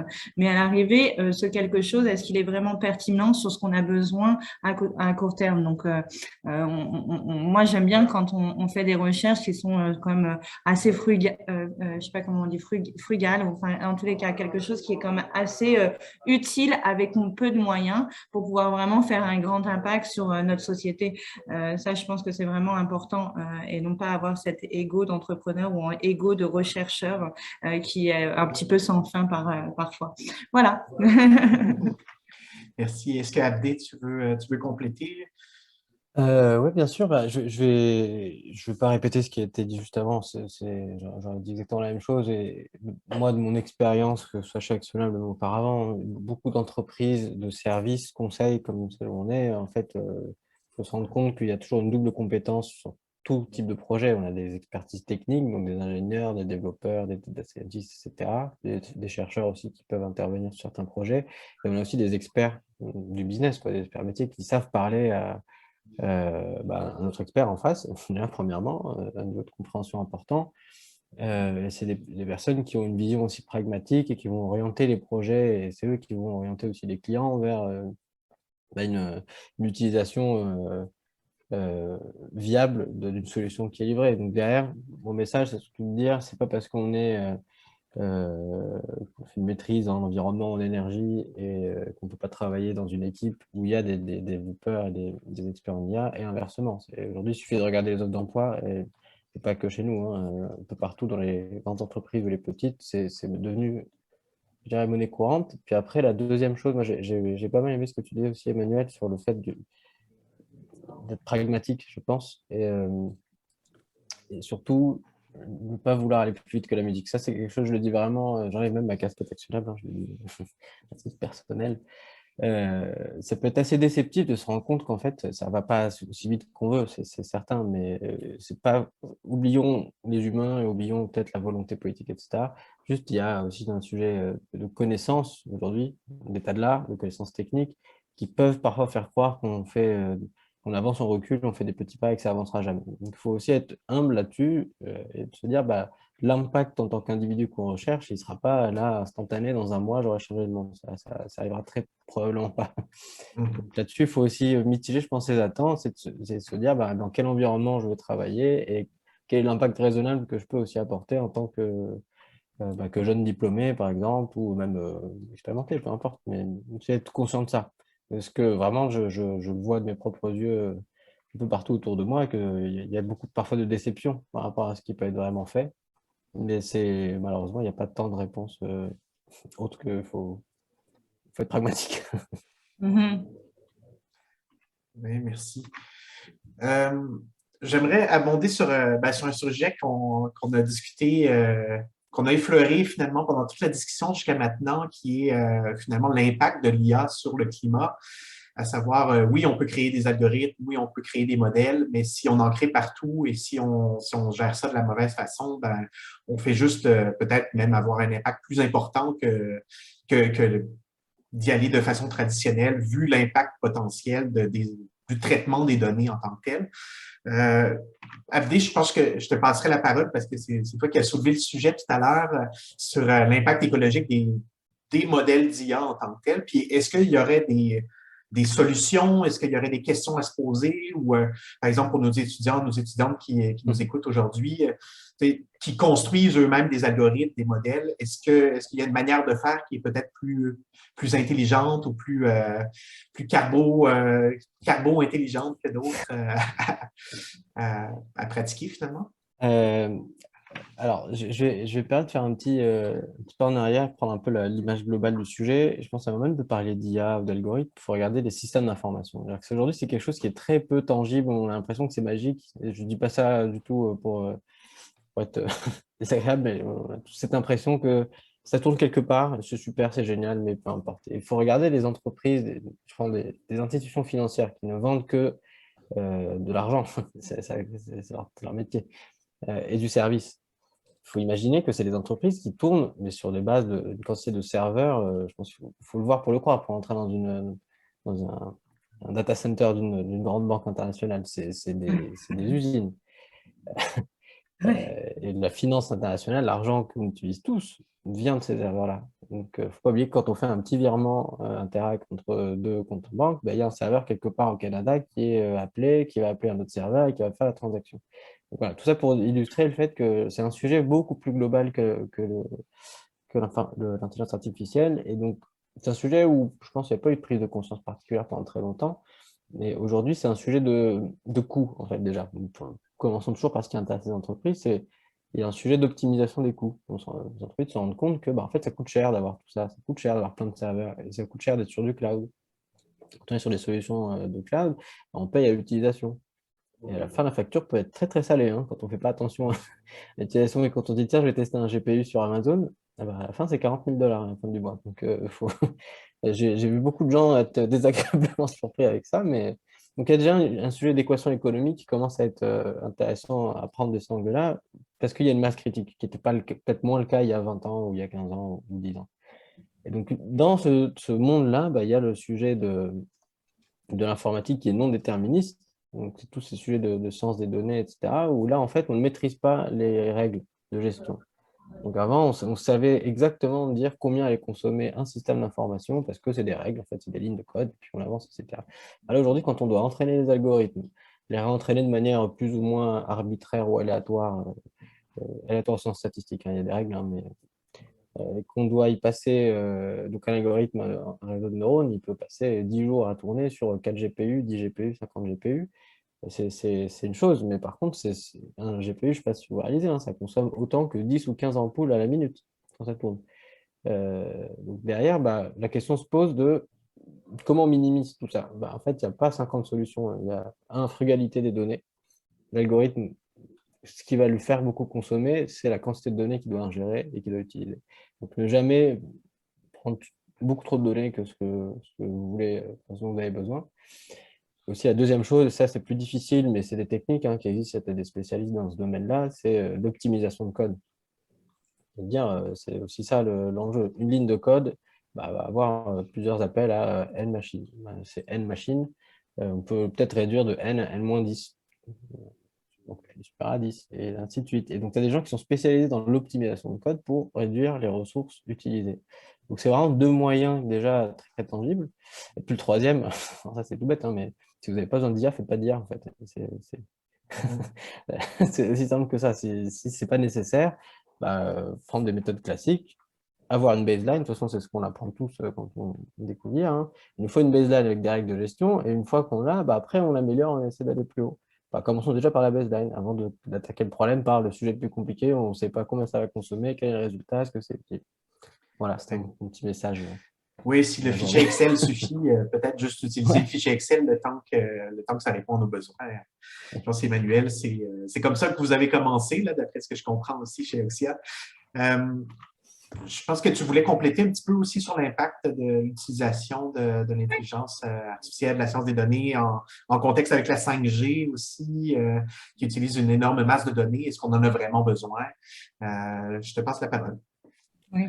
Ben, en fait, je pense que l'idée derrière d'aborder le sujet, c'est à partir du moment où on met un outil en place, qu'on en ait besoin ou qu'on n'en ait pas besoin, on va l'utiliser. C'est l'avancement technologique humain et on va aller le chercher. Mais par contre, il serait intéressant, donc là, par exemple, c'était la 5G que je voulais aborder, mais il serait intéressant de savoir, avant tout, de le mettre en place, de savoir quels sont les impacts environnementaux quand on fait un grand changement de technologie comme ça. Je pense que c'est vraiment des questions qu'il faut quand même se poser à l'heure actuelle dans le monde dans lequel on vit. Donc après, je suis ni pour ni contre. Je ne sais pas, j'ai pas encore vu d'impact environnemental comme il se doit, mais à l'arrivée, c'est vraiment l'avancement technologique. Quand elle est là, bah forcément, on va aller dans cette direction encore plus loin, et ensuite on va vouloir encore un avancement technologique. Mais peut-être que avant de l'installer, utilisons bien ce qu'on a avec à bon escient. Et voilà, c'est un petit peu ce que je voulais passer comme message derrière tout ça. Je me permets juste de rebondir avant que Camille, tu prennes la parole sur ce que tu viens de dire, Emmanuel. C'est quelque chose qui est super intéressant. Hein. C'est de se dire, en effet, il faut mesurer. De toute façon, on parle de choses, tant qu'on ne les mesure pas, on ne sait pas de quoi on parle. Et donc, voilà, ça, c'est un constat qui est bon à garder en tête. Et ça marche. Si je reviens à moi, ce que je racontais sur l'aspect données, frugalité, etc., quand même, ce que tu viens de dire est applicable aussi à la maille d'une machine, d'un algorithme. Il faut mesurer, en fait, de quoi on parle. Aujourd'hui, on va dire, oui, frugalité, ça consomme plus ou moins. En fait, c'est quoi le plus ou moins? Et donc, aujourd'hui, il y a des outils, hein, il y a plein d'outils. D'ailleurs, maintenant, tous les cloud providers, ça c'est toujours assez étonnant, mais on finit par le faire. Et ils fournissent des outils natifs de mesure des émissions carbone d'utilisation de leur serveur. Donc, c'est bien. Moi, je trouve ça super. Donc, en fait, tu peux plus l'ignorer. C'est un peu ça mon truc. Et tu l'as sous les yeux, tu peux pas te dire je m'en fous. Voilà. Et ça, je trouve ça bien qu'ils nous le mettent dans la figure. Puis après, même chez nous, sur nos projets, bah, on a une approche de développement justement par simplification de code et frugalité Mais derrière, on a aussi des outils qui nous permettent de mesurer et de fournir ça aux clients. C'est de dire, voilà, l'impact carbone de tout notre travail sur tout le projet. Et on s'efforce, dans la mesure du raisonnable, de le réduire. Mais en tout cas, la mesure, je pense que c'est quelque chose qui est important. Et la 5G, c'est un excellent exemple. Je n'avais pas forcément pensé à ça, mais Merci, Abdi. Est-ce que Camille, tu avais quelque chose à Je, compléter sur le sujet? je voulais juste dire que je résonne beaucoup avec ce qu'Emmanuel a dit par rapport au fait que si on a une technologie, on va vouloir l'utiliser. Puis c'est une espèce de fuite en avant comme ça, en se disant on a un énorme problème qui est les changements climatiques. C'est complètement, c'est quasiment paralysant psychologiquement. Puis on se dit, OK, la technologie, ça va être la solution. On va sauver le monde avec la technologie. Alors qu'il y a quelque chose, tu sais, par exemple, si on voulait inventer une super machine qui permettrait de retirer du carbone de l'atmosphère et de faire de l'oxygène avec, mais il se trouve que ça existe déjà et que ça s'appelle un arbre. Alors, dans beaucoup de cas, les solutions au changement climatique, oui, les technologies vont nous permettre de faire plein de choses, de mieux comprendre, de modéliser, de prévoir, mais dans beaucoup de cas, les solutions au changement climatique sont d'une simplicité désarmante. Et je pense qu'il ne faut pas perdre ça de vue. Oui, merci Camille. Effectivement, est-ce qu'on a vraiment besoin d'autre chose qu'un téléphone sur un téléphone? C'est la grande question aussi. Euh, sur ces belles paroles, je pense que je passerais. Il y a deux, trois choses que je voulais vous demander pour faire boucler la boucle, mais j'ai des questions qui commencent à arriver dans le chat. Euh, j'ai une question de Lucas. Quel est l'avenir finalement des données privées? Est-ce que tout migrer vers l'open data pour créer une vision des données accessibles à tous et à toutes, c'est une bonne solution? Est-ce que des données de plus en plus fermées auxquelles des intérêts privés s'accrochent, c'est vraiment l'avenir? Est-ce que c'est vraiment quelque chose qui est souhaitable? C'est quoi les tendances actuelles dans ce sens-là, finalement? Peut-être Emmanuel, ouais, ça doit Je être vais prendre des le questions relais, auxquelles mais tu es après, confronté. j'imagine quelqu'un d'autre va prendre le relais, mais j'aime bien cette question. Et je voudrais parler un peu de mon expérience. Quand j'ai voulu lancer Oxy Initiative, je voulais le lancer en association pour pouvoir récolter le maximum de données, puisqu'on récolte énormément de données, que ce soit les données primaires ou les données des résultats de GES, et donc de pouvoir ensuite créer des grandes analyses par rapport à ces données-là. Et malheureusement, ben, j'ai pas trouvé de financement. Donc, à un moment donné, j'ai monté mon entreprise pour que ça soit une entreprise rentable. Et donc, du coup, l'histoire des données, pour l'instant, elle est complètement privée. Alors après, j'ai quelques ambitions pour pouvoir envoyer les données dans un modèle associatif comme le fait CDP, par exemple. Donc, on va voir comment on va pouvoir organiser ça dans un futur. Mais à l'arrivée, c'est quelque chose qui est quand même assez difficile de passer des données privées, en tous les cas, selon mon expérience, de passer des données privées à les envoyer publiques. Et pourtant, je voudrais vraiment passer à l'acte. Voilà. Donc ça, c'est ma réponse par rapport à mon expérience d'entreprise. Mais Camille? Oui, ben, dans le fond, en sciences, en recherche, de plus en plus, nous, les jeunes chercheurs, on est entraînés à travailler avec des données ouvertes, à rendre nos données, notre code ouvert, parce que si on veut vraiment faire de la recherche, euh, bon, surtout dans un contexte comme l'écologie où il n'y a pas tant d'intérêts financiers, bon, dans certains cas, oui, mais disons, il n'y a personne qui va faire de l'argent avec mes champs d'oiseaux.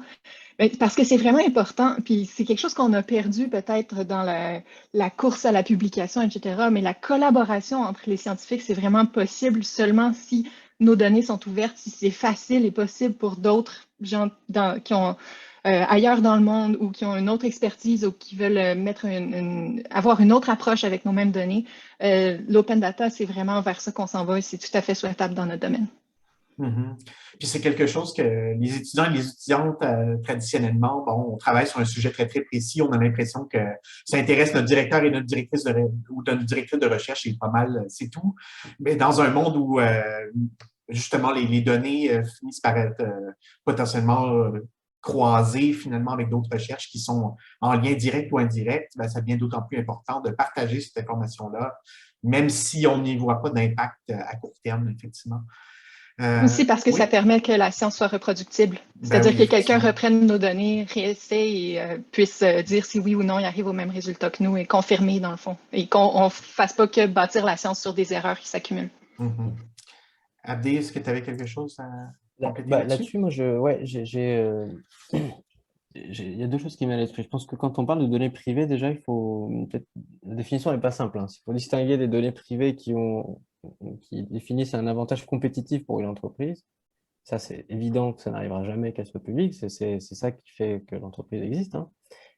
Après, il y a les données qui sont bon, c'est pas moi qui les définis, mais un concept de bien commun. C'est-à-dire, quelles données sont utiles pour tous, pour la recherche, pour la compréhension du monde, pour justement comprendre des phénomènes et mettre en place des réglementations qui soient adéquates, etc., etc. Et donc ça, derrière, la limite est assez fine. Et de dire qu'une entreprise qui publie ses émissions de gaz à effet de serre, c'est une donnée publique, bah, c'est un débat en fait aujourd'hui. Il n'y a pas forcément, c'est pas très clair, mais il y a une règle en France en tout cas, je reviens sur le pays que je connais bien, qui les oblige à le faire. Du coup, ça devient une donnée sur le domaine public. Donc une fois qu'on a cette complexité-là résolue, je pense qu'on a franchi un grand pas. Après, en même temps, il y a énormément de données qui sont ouvertes maintenant et qui sont fournies par les gouvernements eux-mêmes, en fait, hein, qui vont investir dans de la captation de données, dans des programmes spatiaux, dans des programmes climatiques plus ou moins avancés pour justement créer, collecter de la donnée, la mettre à disposition du monde privé, mais aussi du monde académique pour les utiliser. Et après, il y a un autre sujet, je pense que ce n'était pas forcément la question, je ne vais pas m'étaler dessus, c'est le sujet de l'open source en tant que tel, donc c'est pas forcément qui inclut l'open data, hein. Qu'est-ce qui fait que on peut faire vivre une communauté de personnes qui travaillent gratuitement, en fait, hein, pour faire vivre du savoir et le faire grandir. Et donc, c'est le même cas d'application pour les données. Comment on fait pour que chacun d'entre nous puisse peut-être pousser des données dans une plateforme et alimenter quelque chose? C'est très complexe, je pense, mais c'est des choses qui avancent petit à petit. Un grand merci. On a une autre question de Vincent. Il mentionne, si j'ai bien compris vos exemples, l'IA est surtout utilisée pour traiter des données et mieux comprendre les systèmes, qu'ils soient écologiques, financiers, industriels. Mais connaissez-vous des exemples où des algorithmes sont utiles ou pertinents lorsqu'ils prennent eux-mêmes des décisions avec des applications qui seraient reliées au changement climatique? Donc, vraiment des modèles ou des algorithmes qui feraient des recommandations eux-mêmes concrètes qui pourraient être utiles et pertinentes sur les changements climatiques. Moi, je peux peut-être répondre à ça. Je laisserai Camille Emmanuel réagir. Je pense que déjà, sur l'aspect risque climat, risque physique ou risque de transition, je ne pense pas que ça existe à ma connaissance et je ne vois même pas trop l'application en fait. Un algorithme qui va te dire attention, là il y a un risque dans 25 ans, il y a une inondation. Bon, c'est aux dirigeants de l'entreprise de faire des travaux, je ne sais pas, enfin je caricature un peu, de faire en sorte qu'il se passe quelque chose. L'algorithme n'apportera rien en termes de décision automatisée. Par contre, des cas d'application un peu indirects, quand même importants, c'est tout ce qui est performance énergétique des sites industriels. C'est de se dire, qui dit performance énergétique peut vouloir dire en même temps performance carbone, donc amélioration de ton impact carbone en fonction du mix énergétique où tu es, pays où tu es. Là, il y a des systèmes d'automatisation qui vont prédire des courbes de dépassement de puissance, par exemple, et qui vont te dire, je prédis que dans 10 jours, on va dépasser à 12 heures X puissance. En fait, là, tu peux déclencher des actions automatiques de fermeture de lignes de production ou de baisser le régime d'une machine, etc. Ça se fait, mais c'est quand même pas si évident que ça, hein, parce que ça a quand même des risques physiques, hein, humains. Si la machine se trompe, tu surchauffe. Personne n'a envie de se lancer dans des automatisations comme ça assez facilement. Mais tu as des opérateurs qui regardent et qui utilisent ça comme de la recommandation, mais tu as toujours un humain qui décide. La prochaine question est adressée vraiment à Camille. Avec de son statut d'étudiante qui a un background plus qui n'est pas du tout finalement en intelligence artificielle, en sciences des données à la base. La question est en fait de savoir comment tu as réussi à surmonter en fait la difficulté d'apprentissage de ces algorithmes-là, de tout l'aspect technique et scientifique entourant l'IA, toi qui n'avais pas nécessairement de base finalement en sciences mathématiques et informatiques au départ. Alors, réponse courte, du sang, de la sueur et des pleurs. Réponse longue, OK. Aujourd'hui, quand on fait un bac en écologie, on a quand même une petite formation en programmation. Donc, par exemple, on apprend à programmer en R. C'est là que j'ai quand même découvert que programmer, c'était pas si épeurant que ça, puis que j'étais capable de le faire, puis j'aimais ça. Donc, déjà, aujourd'hui, étudier en écologie, c'est pas seulement tirer des poissons du formol et puis aller identifier des arbres dans la forêt. On a une bonne partie qui est vraiment de la statistique avancée et puis de la formation en programmation un petit peu. Donc, comment j'ai appris ça? Ben, c'est beaucoup de bien s'informer. Par exemple, je viens juste de terminer le défi 100 jours de randonnée d'Ivado, que je recommande à tout le monde. C'est vraiment fantastique d'avoir un mentor, des gens qui sont un petit peu au même niveau que nous, qui arrivent avec des données. Puis, on apprend au fil des conférences, des rencontres avec les mentors, de l'expérimentation, se tromper, recommencer. Donc, ça a été quelque chose qui est super. J'ai mon directeur, Timothée Poiseau, qui me soutient bien là-dedans aussi. C'est d'aller chercher vraiment, de chercher des mentors, des amis qui sont capables de nous aider à faire quelques petits bouts de chemin, puis de vraiment passer du temps à faire ses armes en programmation. C'est vraiment pas facile. C'est frustrant, mais c'est gratifiant aussi en même temps. Puis aussi, bon, c'est bon de savoir que on n'attend pas de nous qu'on soit des experts en sciences computationnelles, en informatique, parce que, par exemple, le réseau que je vais utiliser pour traiter mes chants d'oiseaux, ben, c'est quelqu'un qui l'a déjà construit. C'est quelqu'un qui a fait sa thèse en sciences informatiques, qui a créé un réseau qui sert à quelque chose qui ressemble un petit peu à ce que je fais. Puis moi, j'apporte mon expertise écologique parce que je connais bien mon espèce, parce que je connais bien les chants d'oiseaux. Ben, je vais prendre une architecture qui existe déjà, que je n'ai pas eu à construire de zéro, puis je vais la réutiliser, je vais peut-être la peaufiner parce que je commence à comprendre un peu comment ça marche. Mais il n'y a pas besoin d'être quelqu'un qui est un informaticien pour travailler avec l'intelligence artificielle aujourd'hui. Il y a quand même beaucoup de ressources qui existent, puis aussi on n'est pas obligé de réinventer la roue, on n'est pas obligé de partir de zéro, puis il y a énormément de soutien qui existe, que ce soit Stack Overflow, GitHub. Franchement, c'est pas facile, et je suis pas sortie du bois, mais pas du tout, au propre comme au figuré, mais c'est possible grâce au soutien. C'est vraiment, la clé, c'est de bien s'entourer puis d'aller chercher les bonnes ressources. Comme on l'a mentionné tout à l'heure aussi, les laboratoires ont tendance à se diversifier au niveau des backgrounds des étudiants, mais aussi des chercheurs postdoctoraux, des professionnels de recherche pour justement intégrer de plus en plus les expertises combinées finalement des chercheurs et des chercheuses. Ouais, on n'est jamais tout seul. Exact, voilà. Puis je vous ai mis dans le chat le lien vers les 100 jours de randonnée qui aura lieu aussi l'année prochaine. C'est pendant la session d'hiver à chaque année. Autre question de Tanguy. Est-ce qu'on parlait des algorithmes très énergivores en énergie en GES?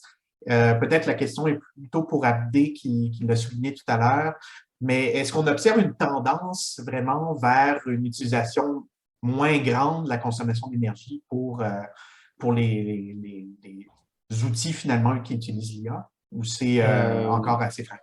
Non, non, si, bah, définitivement, en fait, hein, là-dessus, moi, je vais vous donner ma perception avec notre fenêtre à nous actuelle, mais oui, c'est un sujet qui devient assez récurrent, en fait, hein, qui peut même faire partie des différenciateurs sur des sujets qui n'ont rien à voir avec le changement climatique, hein, on est mis en concurrence et en tant que fournisseur, il faut qu'on soit sélectionné, en fait, c'est des sujets qui peuvent qui peuvent faire la différence. En fait, de dire que voilà, on pousse cette approche de frugalité, de numérique responsable, sans même parler d'IA, etc. Déjà, oui.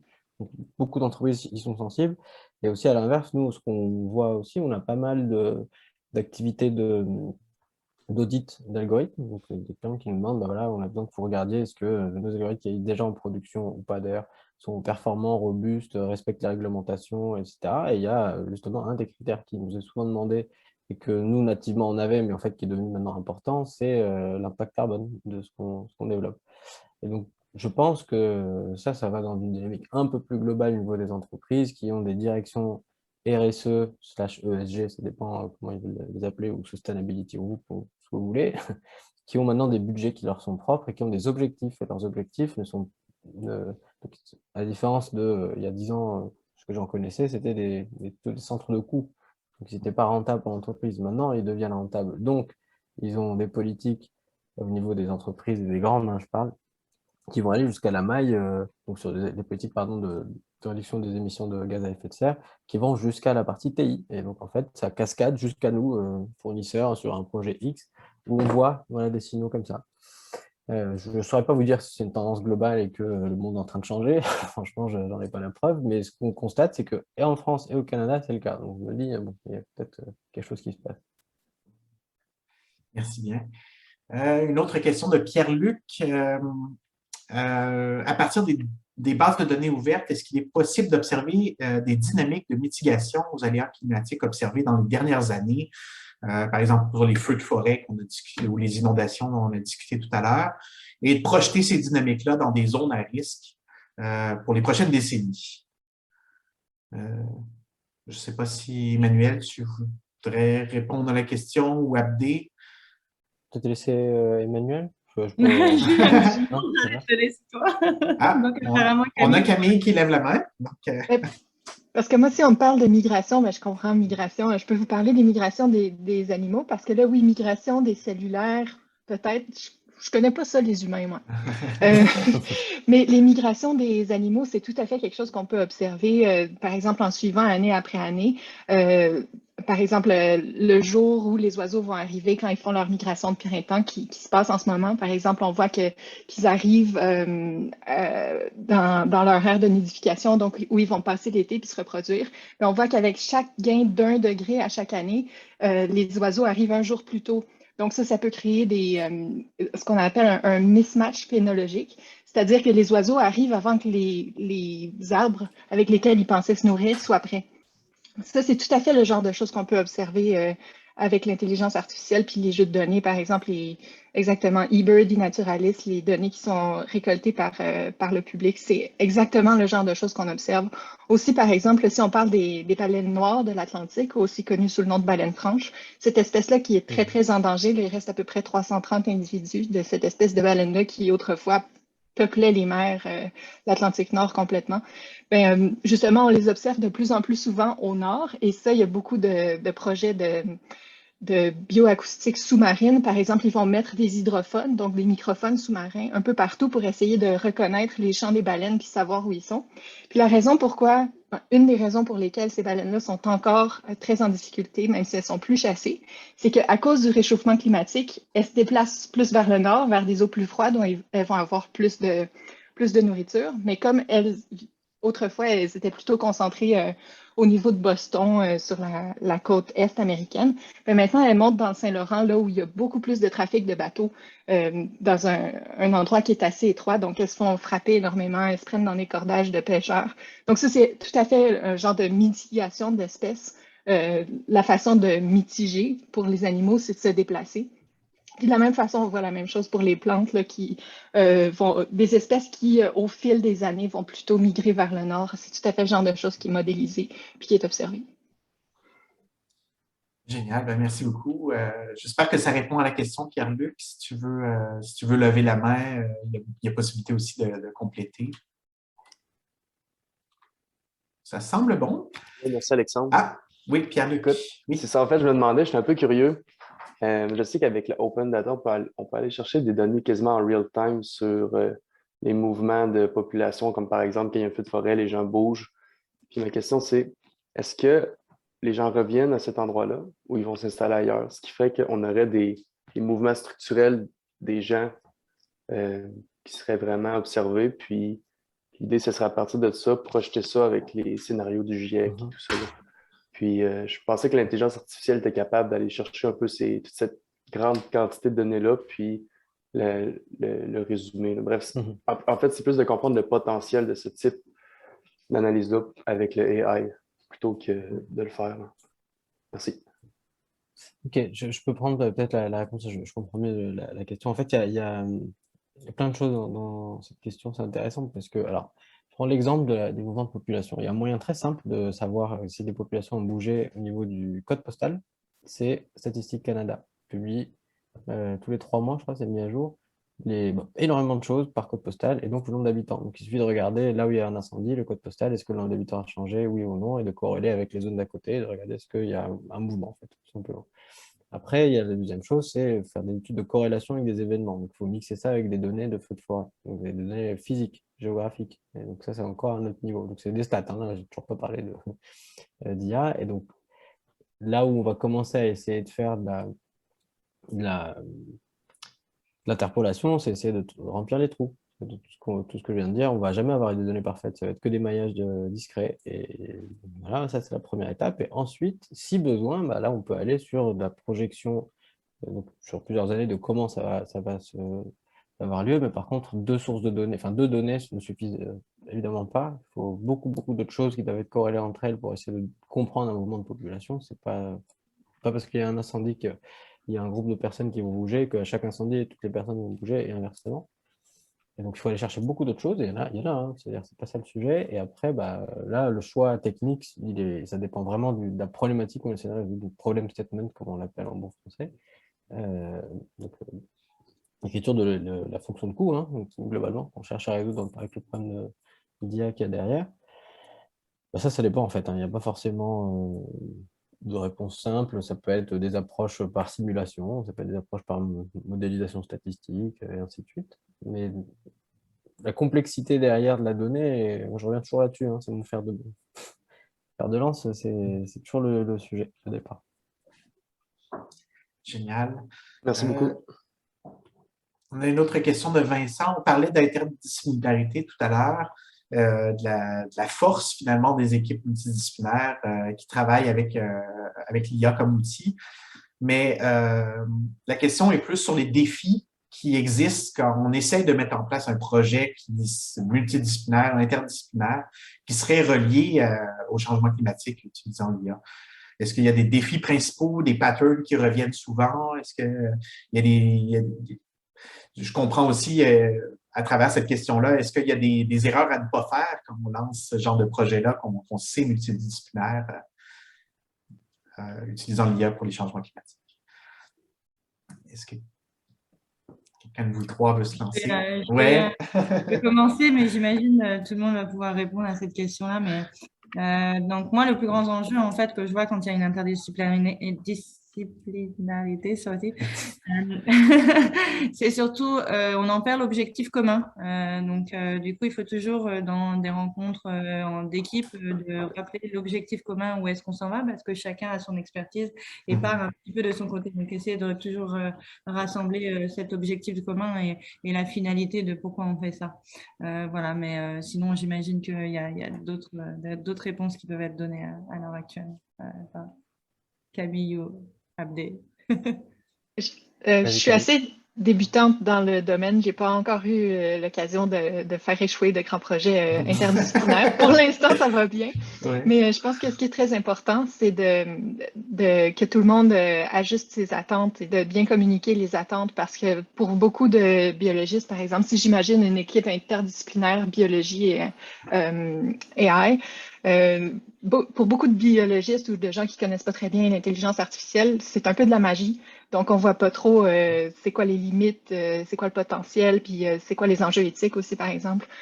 Puis d'un autre côté, ben, les gens qui sont en intelligence artificielle et qui connaissent peut-être pas très bien la biologie vont couper certains coins ronds ou pas comprendre certaines subtilités dans, par exemple, le comportement de certaines espèces, ou pourquoi ça va marcher avec telle espèce, mais pas telle autre, pourquoi ce qu'on apprend dans un écosystème va peut-être être différent dans un autre pour une raison qui peut sembler triviale. Donc, c'était vraiment de bien communiquer les attentes puis les contraintes des deux côtés. J'ai une petite anecdote pour compléter. Donc, tout ce que vous avez dit, j'abonde complètement, et c'est très vrai. C'est du vécu, hein. Quand tu travailles avec un climatologue ne jure que par les simulations numériques. C'est comme ça que les modèles climatiques sont faits, c'est comme ça qu'ils raisonnent, c'est comme ça qu'ils ont construit leur champ de savoir et connaissance. Un scientifique de données, il ne réfléchit pas comme ça. Il réfléchit par justement apprentissage, par approche statistique imparfaite, donc, mais qui ne couvre pas tous les cas de figure, etc. Et parfois, ça ne marche pas. Ils n'arrivent pas à se parler, tout simplement. Ils ne sont juste pas d'accord sur comment traiter un problème qui est commun. C'est tout un exercice, c'est tout un art, hein, et ce n'est pas du tout moi qui suis en charge de cette interconnexion dans notre entreprise. Des gens qui sont très, très compétents pour pouvoir gérer ces situations, c'est de trouver un juste milieu technique et scientifique. Ce n'est pas très simple, mais c'est quand même intéressant de constater que pour le même sujet, il n'y a pas du tout la même approche et la même vision du monde, et donc derrière, il faut bien que quelqu'un tranche. Ça m'avait étonné, je ne m'attendais pas vraiment à ce que ça arrive un jour, ça nous est arrivé. J'avais des yeux comme ça dans la salle. Oula, que se passe-t-il? Oui, c'est des beaux défis, mais je pense que c'est nécessaire. Je pense qu'on l'a montré plusieurs fois aujourd'hui, de travailler avec des experts qui proviennent de tous les horizons. J'aurais envie de vous poser une dernière question parce que le temps file, il nous reste une quinzaine de minutes maximum. Pour donner à notre auditoire, finalement, des petites recommandations, finalement. On est le jour de la Terre. Après cette rencontre-là, la Terre n'arrête pas de tourner, heureusement, et elle continue à se réchauffer. Est-ce que vous aviez des recommandations d'initiatives, des recommandations de sites web, de textes, de livres qui vous tiennent particulièrement à cœur et qui traitent de cette question-là d'IA pour lutter ou pour mieux comprendre les changements climatiques? Abdé, je peux peut-être te lancer là-dessus. Avec plaisir. Ouais, je vais vous mettre ça dans le... Je vais faire ce que j'ai oublié dans le chat. Hop. Non, j'y arrive pas. Donnez-moi des petites secondes. Voilà. Alors ça, c'est l'initiative de nos confrères, c'est un mot, bref, nos confrères du Mila, que j'aime beaucoup. Je vous invite à le regarder. C'est un site qui s'appelle Ce climat n'existe pas. Et en fait, avec des modèles d'apprentissage, enfin de computer vision, ils ont simulé en fait sur des zones géographiques, des monuments par exemple. Que se passerait-il si on faisait rien avec, je crois que c'est le scénario 8.5 du JET qu'ils ont utilisé, donc le pire des cas, pour voir ce que ça donnait en termes de montée des eaux, de sécheresse, sur un monument qu'on voit tous les jours dans des villes, etc. Et moi je trouve ça assez sympa parce que c'est déjà accessible à tous. C'est assez, je trouve ça assez surprenant et limite choquant parfois, on ne s'en rend pas compte, hein, mais de voir que tu peux avoir 1 mètre d'eau sur une place publique, c'est quand même assez étonnant. Et surtout, c'est un joli travail qui rend du public et qui sert un peu aussi à sensibiliser tout le monde sur... c'est pas juste un sujet théorique et quand on voit une image, on se rend compte que on ne parle pas que de choses dans les nuages, quoi. Ouais. Oui, ce site-là est effectivement très intéressant. Puis vous pouvez même rentrer votre adresse aussi. Et puis on voit l'impact sur votre maison, sur votre appartement, par exemple. Donc, c'est parlant tout en étant simple d'approche et très intéressant. Je sais pas, Camille, est-ce que tu as quelques petites affaires à suggérer pour notre auditoire aujourd'hui? Oui, moi j'aimerais juste parler de l'exemple d'une de mes collègues dans mon laboratoire qui s'appelle Maria Isabelle Arce, qui est une étudiante colombienne. Donc, elle étudie l'impact des changements climatiques sur la forêt tropicale sèche en Colombie, donc qui est un endroit d'une biodiversité étonnante, mais qui est très peu étudié pour un paquet de raisons. Donc, elle, en utilisant l'intelligence artificielle, elle arrive à lier les données qui sont prises sur le terrain, donc ponctuellement à très fine échelle spatiale ou temporelle, ou parfois c'est juste une observation ponctuelle. Elle lie ça avec les images satellites. Donc, ça lui permet d'obtenir de l'information à vraiment plus grande échelle temporelle et spatiale, puis d'étudier donc l'impact des changements climatiques sur cette forêt-là, qui est un écosystème particulièrement fragile. Donc, elle n'a pas encore de site Internet ou quoi que ce soit, mais je trouvais que c'était une initiative formidable qu'elle a fait dans son pays pour un écosystème qui est vraiment pas assez étudié. Et c'est un projet qui est vraiment fascinant. Et l'autre chose que je voulais vous montrer, c'est une entreprise de Montréal qui s'appelle Whale Seeker. Et eux, ils utilisent la reconnaissance d'images pour détecter des baleines d'après des images satellites. Donc, dans le fond, c'est ça, ça leur permet d'utiliser des images prises soit par satellite, soit par avion et détecter les baleines qui sont présentes. Et ça va beaucoup plus vite, évidemment, que d'aller sur le terrain et prendre les jumelles et compter les baleines avec le mal de mer qui vient avec. Mais aussi, ça va beaucoup plus vite que seulement d'être un humain puis d'identifier les baleines sur les photos. Donc, je trouvais que c'était une super initiative aussi pour l'étude de la biodiversité et qui est de chez nous à Montréal. Fantastique, oui, effectivement. Je vais me lancer sur ce site-là dès que la rencontre sera terminée, parce que très intéressant. Emmanuel, est-ce que tu as quelques petites recommandations comme mot de la fin?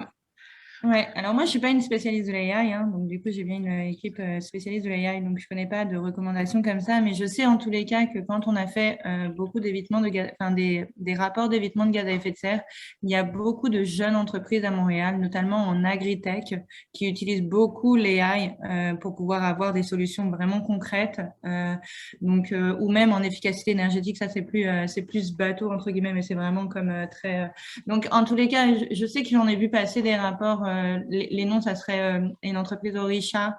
Il y a Misa aussi, qui sont des entreprises jeunes pousses montréalaises et qui vraiment ont des grandes envergures en AI, mais qui l'utilisent à bon escient pour vraiment avoir des solutions bien pratiques pour la lutte au changement climatique. Je crois que j'en ai vu une autre aussi passer, c'est Misa aussi. Donc, je vous recommande d'aller voir les jeunes startups à Montréal, ou en tous les cas même les moins jeunes. Il y a des entreprises qui sont déjà super avancées, mais vraiment dans des solutions pour la lutte au changement climatique. Voilà. Génial, très intéressant. Moi, j'ai deux petites recommandations, en fait, pour terminer. Emmanuel, tu parlais effectivement d'initiatives en agritech. On collabore beaucoup avec Ferme d'hiver, qui est une de nos partenaires industriels, qui utilise l'IA pour faire des serres utilisant l'intelligence artificielle pour faire pousser, entre autres, des fraises pendant l'hiver au Québec. Donc, une entreprise très intéressante là-dessus. Et un deuxième lien que je vous donne aussi dans le chat, c'est un programme de financement de recherche stratégique qu'on a développé chez Ivado sur 5 grandes thématiques, dont l'IA appliquée à la biodiversité et au changement climatique. Donc, c'est un gros programme de recherche sur plusieurs années qui est développé avec 5 des professeurs de notre écosystème. Donc, c'est une initiative qui vient d'être lancée, mais je vous invite à suivre les résultats et les initiatives de ce projet-là au cours des prochains mois, prochaines années, pour voir l'impact justement de la recherche, autant en IA, mais en modélisation climatique, en écologie végétale, entre autres choses, sur la lutte contre les changements climatiques. Donc, un grand merci Camille, un grand merci Abdé, un grand merci Emmanuel, et un grand merci à tous et à toutes d'avoir assisté jusqu'à la fin à ce beau panel-là. J'espère que ça vous a donné des trucs et astuces pour, au quotidien, vous pencher sur ces questions-là avec l'outil de l'IA en complément pour la réflexion. Et puis, sachez que donc le panel d'aujourd'hui a été enregistré, donc il sera disponible sur notre chaîne YouTube au cours des prochains jours, prochaines semaines. Donc, n'hésitez pas à le partager aussi auprès de vos collègues et amis. Donc, je vous souhaite une bonne fin de journée et puis je vous invite aux prochaines activités d'Ivado, donc notre retraite de rédaction dimanche. Il reste quelques places si ça vous intéresse pour un blitz de travail en compagnie du reste de l'écosystème étudiant d'Ivado, ainsi que notre prochain café scientifique le 3 mai prochain sur la stimulation stochastique appliquée à la météorologie. Donc, l'atelier sur le journaliste de données le 5 mai prochain. Donc, je vous invite à suivre toutes ces informations-là. Je vous les remets dans le chat et on a un site web donc avec toutes les initiatives pour notre communauté étudiante qui est disponible directement sur notre site web. Donc, au plaisir de vous reparler bientôt. Merci encore à tout le monde et puis bonne fin de journée, bonjour de la Terre. Au revoir. Merci beaucoup, merci pour Merci, au l'invitation. revoir. Merci Emmanuel, Camille, bonne journée.